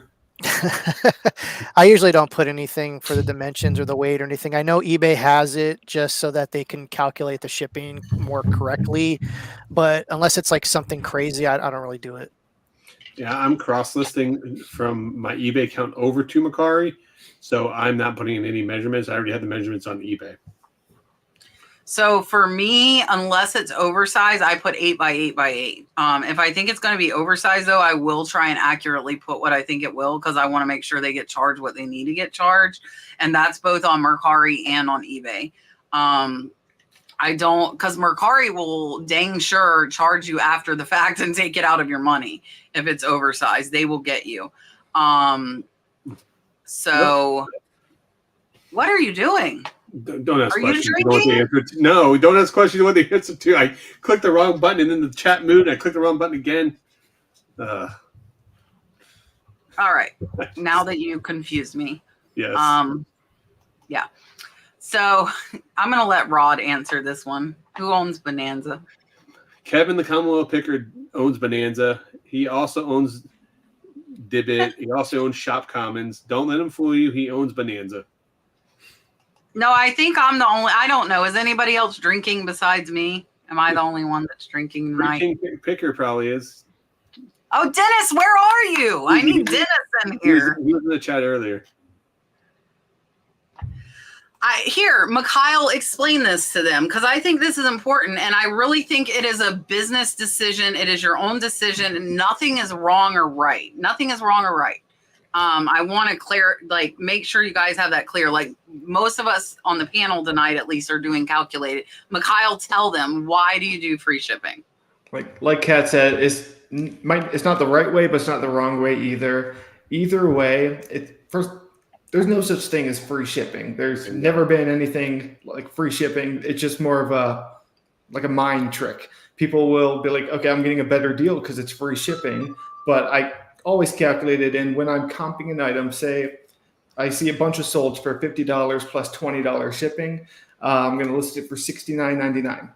And a lot of people will see, or not see, but they will go up on the top as soon as they search an item, and they will filter it to items or listings that only do free shipping. And then, of course, mine will be there. I don't know. It's just more enticing to the buyer. Like I said, it might not be the right way. It might not be the wrong way. It works for me. I don't think I lose out on money with shipping. I've gotten shipping. If you're new to reselling, don't do free shipping. But if you're seasoned, you know how shipping works. I suggest it because you know how to save money shipping. Yeah. But can you tell me, and I haven't watched a ton of your videos, what kind of stuff are you selling? Like, are you selling the heavier 3, 4, 5 pound items, or is it mostly 2 pounds and under? I sell anything from video games to printers. I sell a lot of big items. I'm not scared of shipping stuff. And like I said, you have to have a big box, bubble wrap, and Pirate Ship is good for UPS items. Pirate Ship can not always. It's either matched with eBay or sometimes cheaper than eBay for UPS. I never use FedEx. FedEx seems to always be more expensive. But yeah, I don't know. I don't think I lose out on shipping. Even like a big box TV usually doesn't cost more than $30 to $40 to ship. So, all right. So, only thing I would add to that is Amazon really changed the game many years ago when they went to free shipping. So a lot of companies across the board are doing that, and eBay would reward sellers offering free shipping at one point in time to help push into the algorithm. That was something they were pushing. That was an initiative they were pushing. But more or less, there is no such thing as free shipping. It's the perception of an item. So if I have an item that's $10 and my shipping's $10, then if I list that item for $9.99 plus $10 shipping, it's no different than item be $20 with free shipping. But when you have lower dollar items, the perception is having free shipping is a plus. Just the fact is, no one wants to buy an item for $8 with $6 shipping. that's a turnoff for a lot of people. But people have no problem buying an item for $14 with free shipping. With free shipping, because it's the perception of it that no one wants to pay more money or buy an item for $5 with $8 shipping. No one wants to pay more money for shipping than what you're actually paying for the item. But I have no problem buying a $13 item with free shipping. So that's a big portion of it. All right, hold on. I have to put this up here. Brad, this is later than fashionably late, my friend. Like, it's too late.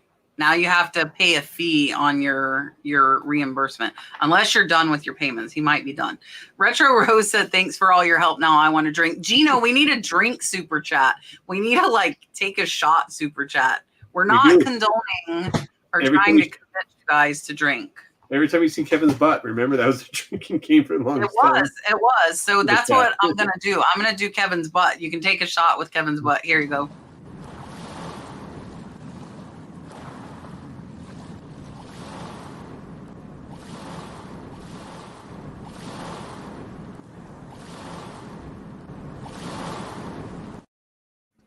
I don't like how much eye contact he makes in that. It's just constantly his eyes are following you. Makes you feel uncomfortable, doesn't it? Yeah. You know? He has that effect on people, don't worry. Karen says, I hear resellers talking about testing for shoe rot when selling shoes. How do you test for it? Do I have shoes? Just bend them. Like a lot of shoes, they're made for obviously walking, being stomped on. If you just kind of bend them a little bit by the soles, and there's no cracking or nothing. Or some shoes like Skechers shape ups, the sides will start peel. You just take your thumb across it, and if it starts peeling off, then dry rot. But I haven't had too many issues with dry rot. Yeah, we don't really sell a lot of older sneakers. I want to say that happens a lot more with the older Nikes and things like that, a lot of rubber, but we don't really sell that. And usually if I ever did come across it, it's something I can just look at it and be like, oh, this is going to have a problem, and then do it and it has a problem.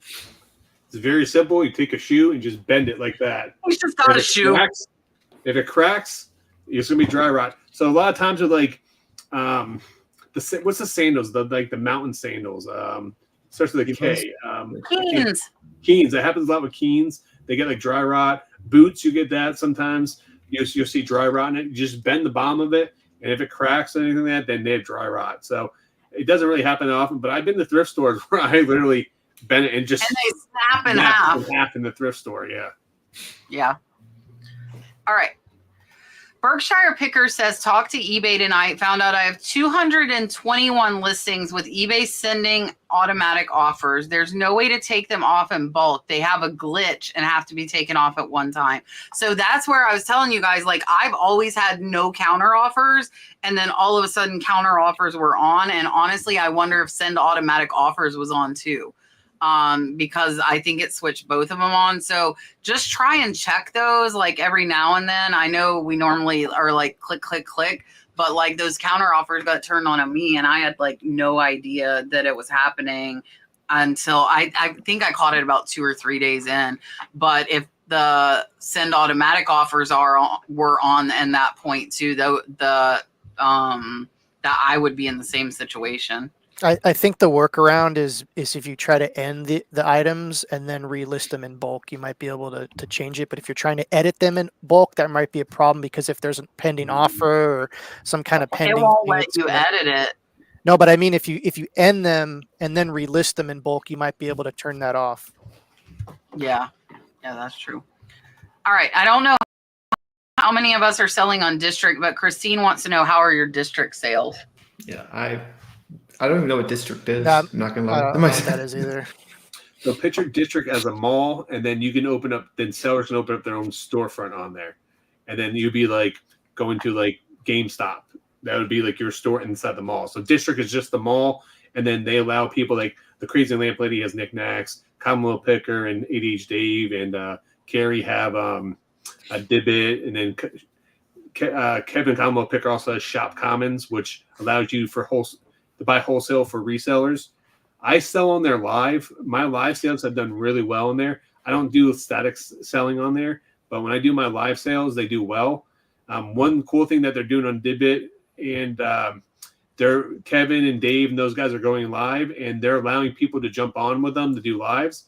And Kevin's doing a show for like stocking stuffers for like new items, where if you have never sold live before, they're going to allow people to go on there and just sell like 4 or 5 items live with Kevin or Dave. So that way you can get the feel of it. You don't have to be nervous doing live sales by yourself, and you can just go on there for 5-10 minutes, quick sell a couple items, just get the feel of it. So potentially you can do your own live selling in the future. Yeah, so we haven't kicked back up our live sales. We should be doing it here shortly as we're organizing and getting things in order. I did put up 5 jewelry lots up on Shop Commons. I sold 1. It shipped out today. Nice. So our sales are not impressive, but our listing is like non-existent, and like anywhere you can't get sales if you're not listing. So hopefully we'll be doing some static listings on Shop Commons for some wholesale lots for you guys. I have a bunch of linens. I have a bunch of jewelry. So that's probably where I'll focus. And then Shannon and I might actually start shopping for Shop Commons for like jeans, golf polos, things like that we can pick up really cheap in our area, that you guys can get and resell at like the $15 mark, where we're trying to hit the 25 in our store. But yeah, so ours have been down, but only because we're not listing. And if you guys don't know, Shop Commons, you can buy wholesale in there, but for those people that have winters and you guys can't go out sourcing at garage sales and you're lacking inventory in the wintertime, I would highly recommend checking out District and Shop Commons, because there are some lots on there that you can buy to resell. And I've completely sold out every single lot I put up there, but I put it at a price point where people can buy and make money off it. So keep that in mind. Yeah, and everything we put up there, there's definitely room for profit. It's just that it's lower than the profit margin that we're wanting in our business at this point. So Berkshire Picker says, who is having eBay send automatic offers? So do you do that? That's a really, really good question. So when you're sending out those offers, so we already discussed like that everybody but me is allowing counter offers. Do you have eBay send out those automatic ones? So I didn't know you could on eBay. I knew Poshmark and McKyle you can, but I didn't know eBay had that feature. Either way, I don't do that. I wouldn't do it. I like to manually do it because I'm not sending just a certain percentage off across the board. Some items I'm sending a couple dollars off, some I'm sending 10. So I just do it manually, and I just don't feel like I would trust eBay doing that personally. Yeah, we have ours turned off. We really don't see any kind of thing with that, but I would say that like I've been messing with coupons lately, and our sales have gone dramatically through the roof since we've been messing with coupons. Oh, tell us about that. No, let him tell us about that. So did any of you use coupons? Not as much as we should. I've only tried it once or twice. So it's really it's not really hard to describe. It's so complicated in terms of what you can actually do with it. But we basically set one for like 10% off, and we kind of set it up where it can be, you can either manually push the coupon to a seller through the sold listings, or you can set it up where it'll send a bulk amount of coupons to your sellers under some sort of kind of like algorithm where it's like people that have bought stuff for over 31 days. And there's a lot of ways to change it.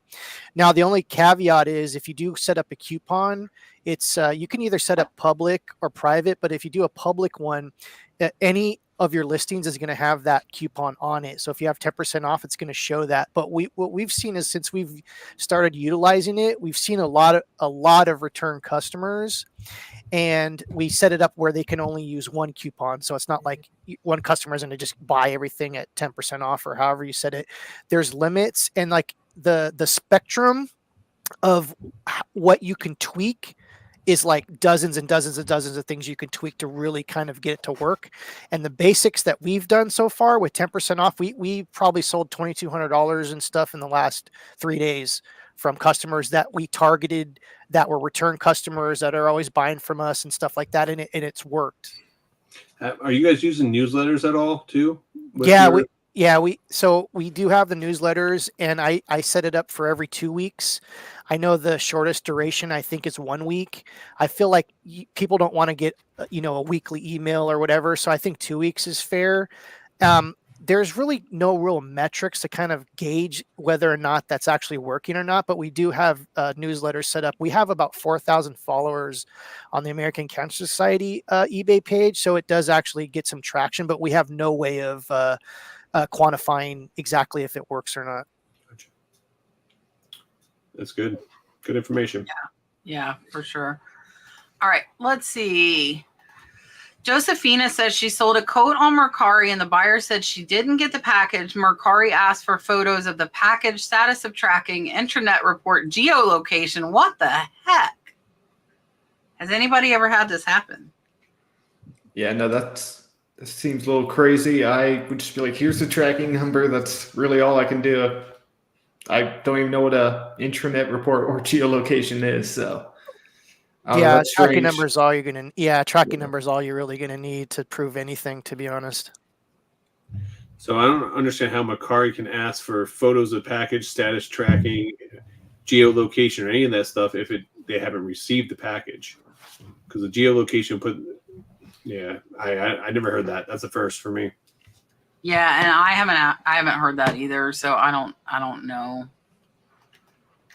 All right. Spacey says they cannot ship daily. How much do you think that will hurt their sales? I don't think it will hurt your sales like terribly. I do next day shipping. I used to do 2-day handling, but I went down to next day and sales seemed to go up a little bit, but not very noticeably.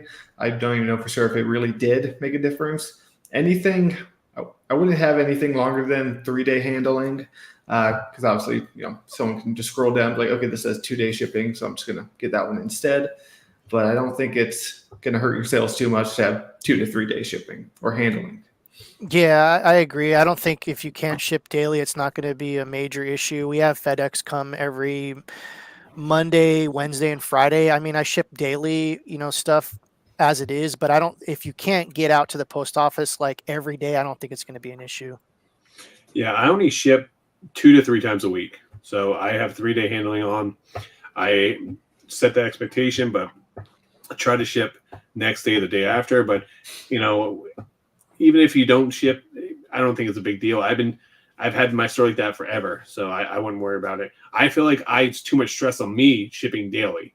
So that for me, peace of mind, I'd rather just take an extra 2 or 3 days. If I lose sales on it, so be it. But I've been doing well ever since I've been doing it. No issues.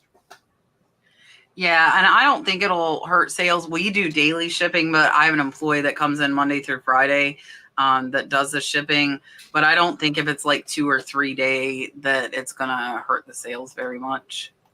I also live right across the street from the post office, so it makes it a little bit easier. Really convenient. It really is. All right. Northwoods Flipper Shalon says, do you have a minimum dollar amount or ROI for your listings? Not necessarily. I always want to at least triple my money, but it really just depends. Like if I buy something and I know it's going to sell that day or within 24 hours at least, then I'll pay up for it. Make like before they don't sell as fast anymore, but the TI-84 Plus calculators, I would pay $20 for one because I knew it would sell the next day. Now they kind of sit a little bit longer, so I don't pay as much for them. But it just depends on the sell-through rate. That's the biggest thing, how quickly it'll sell. Yeah, I used to buy so much stuff and not even kind of pay attention to that. But now as I've gotten older, I definitely have like a $20 profit thing in my head when I go to Goodwill or something like that. If I can sell it real quick and make $10, I'll do it. But I'm not spending capital on just everything nowadays. It's usually a $20 profit or more. Yeah, so for me, I'm really focused on sell-through rate. I'm going to try to get items that are going to quick flips for me because I want to have the cash flow coming in. So I don't care if that is $10 or if it's $100. I want to have that quick flip. But I'm going to try to stay away from the lower dollar items. There's certain categories like video games or DVDs that I have maybe minimum like $10 or that I will in those. But I think the bigger question is if you're buying items, you have to know where you're going to sell it right away. So when I buy items at the store, I have place in mind where I'm going to sell or how fast I'm going to move it before I buy the item. If you have that in mind, then you can quick flip whatever you're going to buy. Yeah, so for us, I try and hit $25 sales point for our sales average, and most of the time I'm not paying over $5, so I'm right at that $20 as well. But that's before fees, really. So really, you're looking at like 15. And I'm gonna, where did it go? Right here, Thrifted Spirit says, sometimes I go lower if it's something I like. I'm exactly the same way. If it's something I really love that's like a $12, $15 sale, I'm still going to pick it up. I'm going to sell it because it's something I like. And we can make our rules, but we can also break our own rules. So if it's stuff that you like, that you enjoy selling, I say do it anyways. And especially if you're like a one-person show, like $1 into 10 or 12 or 15 is a great like ROI. It's not that much dollar wise, but your percent is insane on that. So why not? For me, I have to look at, I have payroll, I have a full-time employee, so it gets a little more complicated than that. But I still will pick them up if I really, really like them and list them. All right. How many items do you currently have in your store? I'm going to have to click and look. I'm currently at 2,000. I want to get higher, but 2,000 is where I'm sitting right now. Yeah, we're close to probably 4,000, and a third of them are these damn DVDs that we can't. These are all sealed DVDs, by the way. Like we can't get rid of them. I'm at 1340, and I would like to downsize that to under 1,000, to be honest with you, and increase my average sales price per item with lesser items in my store. So I have 7,845 listings. Value is $338,000. Oh. And for us, like, I don't want to get over that 10,000. I'm not trying to get over the $10,000 point. $10,000. I'm obviously over that. Let me stop talking. Over 10,000, over 10,000 listings. But so we are trying to be pickier. We are trying to get faster sell-through rate and move them out, but we still buy lots. So we still get those slower ones. And some of the stuff I really like is slower selling, like vintage linens. I absolutely love, and they're slower selling, but we have the space. Like I have probably 7,500 square foot of space that I can use for inventory. So quite a bit here. And Kat, what did you say the value of your store was? 338,000. Wow, that's impressive. What about you two? What's the value of your guys' store? I don't know. Am I able to open a new tab and this will stay on? Yeah. Like it'll tell you your listings, and then it tells you the total value. So, while he's doing, go ahead. I said I have 1,340 listings at a total value about $80,000. Yeah, so like ours is I don't know the exact number, but I look at that daily, and it's about 280 something thousand. Yeah. I don't even know how to. If you click on your activity tab, it shows all your active listings. At the very top, it will give you a total amount. So I forgot I had a 10% discount on my store right now, so I did add 10% back to my total. The thing what I've always kind of looked at the numbers too is for forever the resellers on YouTube, it's all about like, oh, how many things do you got in your store? And to me, like it doesn't matter if you're not selling it. Well, the thing to me, it was always a backward metric to actually look at, because you want zero stuff in your thing. You want to sell everything. So it's like, I have $97,000 worth. That's nice. Yeah. I agree with you, Chris, on that one. That's why I was like, I want to reduce the amount of items I have in my store by increasing the value, because I want less things. I'm not in the business of hoarding items or trying to stockpile or pay to rent, pay to store items. I want to quick move my items as fast as possible. So, all right, last question of the night. And Rod told me I had to wait till the end of the night. That might not have been the best plan. So what am I drinking? I'm drinking White Russians, and I had one refill. And I wanted to tell you guys, and there are almost 400 of you here, and I'm putting this out on my video tomorrow as well. I have been going through a divorce for several months. It was finalized on Wednesday. So that is complete. Do not tell me you are sorry, because it should have happened years ago. and I'm happier than I have been in a very, very long time, but it is hard with my son. So that's been the only hard thing. So my sales have honestly been down because of that. So it's been very like emotional. It's been very traumatic around here, and like my head has just not been in it. So as far as you guys for memberships and stuff like that, that is what has been going on. And I know some of you might have noticed that it's Brad, or that it's Dalton and Brooke going to bed, not Brad. He is not here anymore. I do have his name blocked in my chat. Sorry, Brad, the other Brad. Brad is blocked as a word in my chat and cannot be said, and has been blocked for months because of what has been going on. But the divorce is now final. Everything is done. We are, yes, we are family. And yes, glad we have, see, we're celebrating. And that is like, the sleeve is my divorce my divorce present to myself. That's where that started from months ago. And yeah. So that is what has been going on. I will explain it a little more in my video tomorrow. So thank you guys for being patient with me, because it's been a rough few months. And I didn't put it out publicly just because I wanted my privacy going through all that, but it is now final. So now I am okay telling you guys. And yeah, so Rod said I had to wait till the end, and I've been drinking all night. Have another drink. Exactly. See, there we go. And just so you guys know, Kat doesn't drink at all. I've known Kat for the past 2 years, and she drank one time with me, actually, when we were at This Perfectly event. But that was a social. I was in a social environment, but Kat doesn't really drink. So this, I do not. I drink like 2 or 3 times a year normally. Yeah. I'm not a drinker. I had a rough night tonight. Yeah, it is my business. It's hard. I will be back in the gym tomorrow. Listen here, Mark.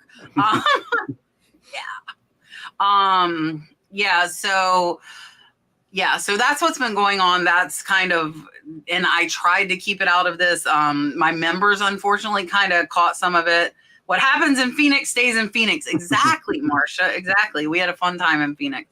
All right. I'm going to let McKyle and Chris tell you guys bye, tell you what they have going on. Rod will, and then I will as well. And we got through all the questions. Is there another question? No. Yeah, we got through all the questions. So here is McKyle. Well, so I post a video every other day at 4 p.m. Check it out. It's all sourcing content. I'm trying to get more into like behind the scenes. I get a lot of comments asking for that. But if you like sourcing content, my thrift stores, like I said earlier, are arguably the best in the country. I find amazing stuff. And my posting schedule is similar to the Bearded Thrift Machines. He does every other day, but mine's like the opposite day of his. And yeah, just check it out. Thank you guys for having me tonight. This was actually a lot of fun. We enjoyed it. Here is Chris. Hey, everyone. Thank you, Kat and Rod, for inviting me. I definitely appreciate it. Got me out of my solitary lifestyle here. So I definitely appreciate that. If you go to cancer.org/eBay, you can see our eBay site, and you can send us an offer. And if you mention that you saw me on the show, and you might get a real special offer. So anyways, thank you guys. Nice. Perfect. All right, Rod, what's going on? Yeah, so every week we have hardworking guests that do come on the show. So please click on their channels, subscribe to their channels, and they give you guys 2 hours of free time to answer all your questions. So help them out a little bit and help their channels. As for me, speaking about helping my channel, I'm like 500 subs away from hitting 20,000. So I dropped a brand new video today about the most inappropriate thing someone did at a garage sale. You don't want to miss it. It's a #1 right now, 1 out of 10. It's been on fire. So I just dropped that. It's pretty entertaining. So go check that out. I'll have a new video on my flipping and punching channel on Wednesday. And on Thursday, we'll drop a new video on my picking and punching cards channel. Yeah, so next week we are going to have Scott Cha-Ching King, my good friend Sam from Jolie Flips. I'm not sure if her husband Adam will be on with her. He's amazing as well. And then filling in for Rod next week is going to be George the Antique Nomad. So that'll be a fun show. I will have a What's Sold coming out tomorrow. Again, I'll talk to you guys a little bit more about what's been going on. I appreciate all of you. We had almost 400 in here tonight, the whole show. And special thanks to McKyle and Chris for coming on. Definitely check out their channels, guys. The links are down in the description. And check out Rod and his 5 channels. There are 2 more coming. No, I don't know there's what no they are. more. No more coming. I can only handle 3. Oh, I put out a new thrifting video. I want to put out 2 to 3 a week. I've only been putting out 1 a week. I just haven't had the time with everything going on, but there is a new one that came out just before the live started over on my cat's treasure hunting. So check that out. And then tomorrow will be a what's sold. And we appreciate you guys so much. And we will see you next week. Bye, guys.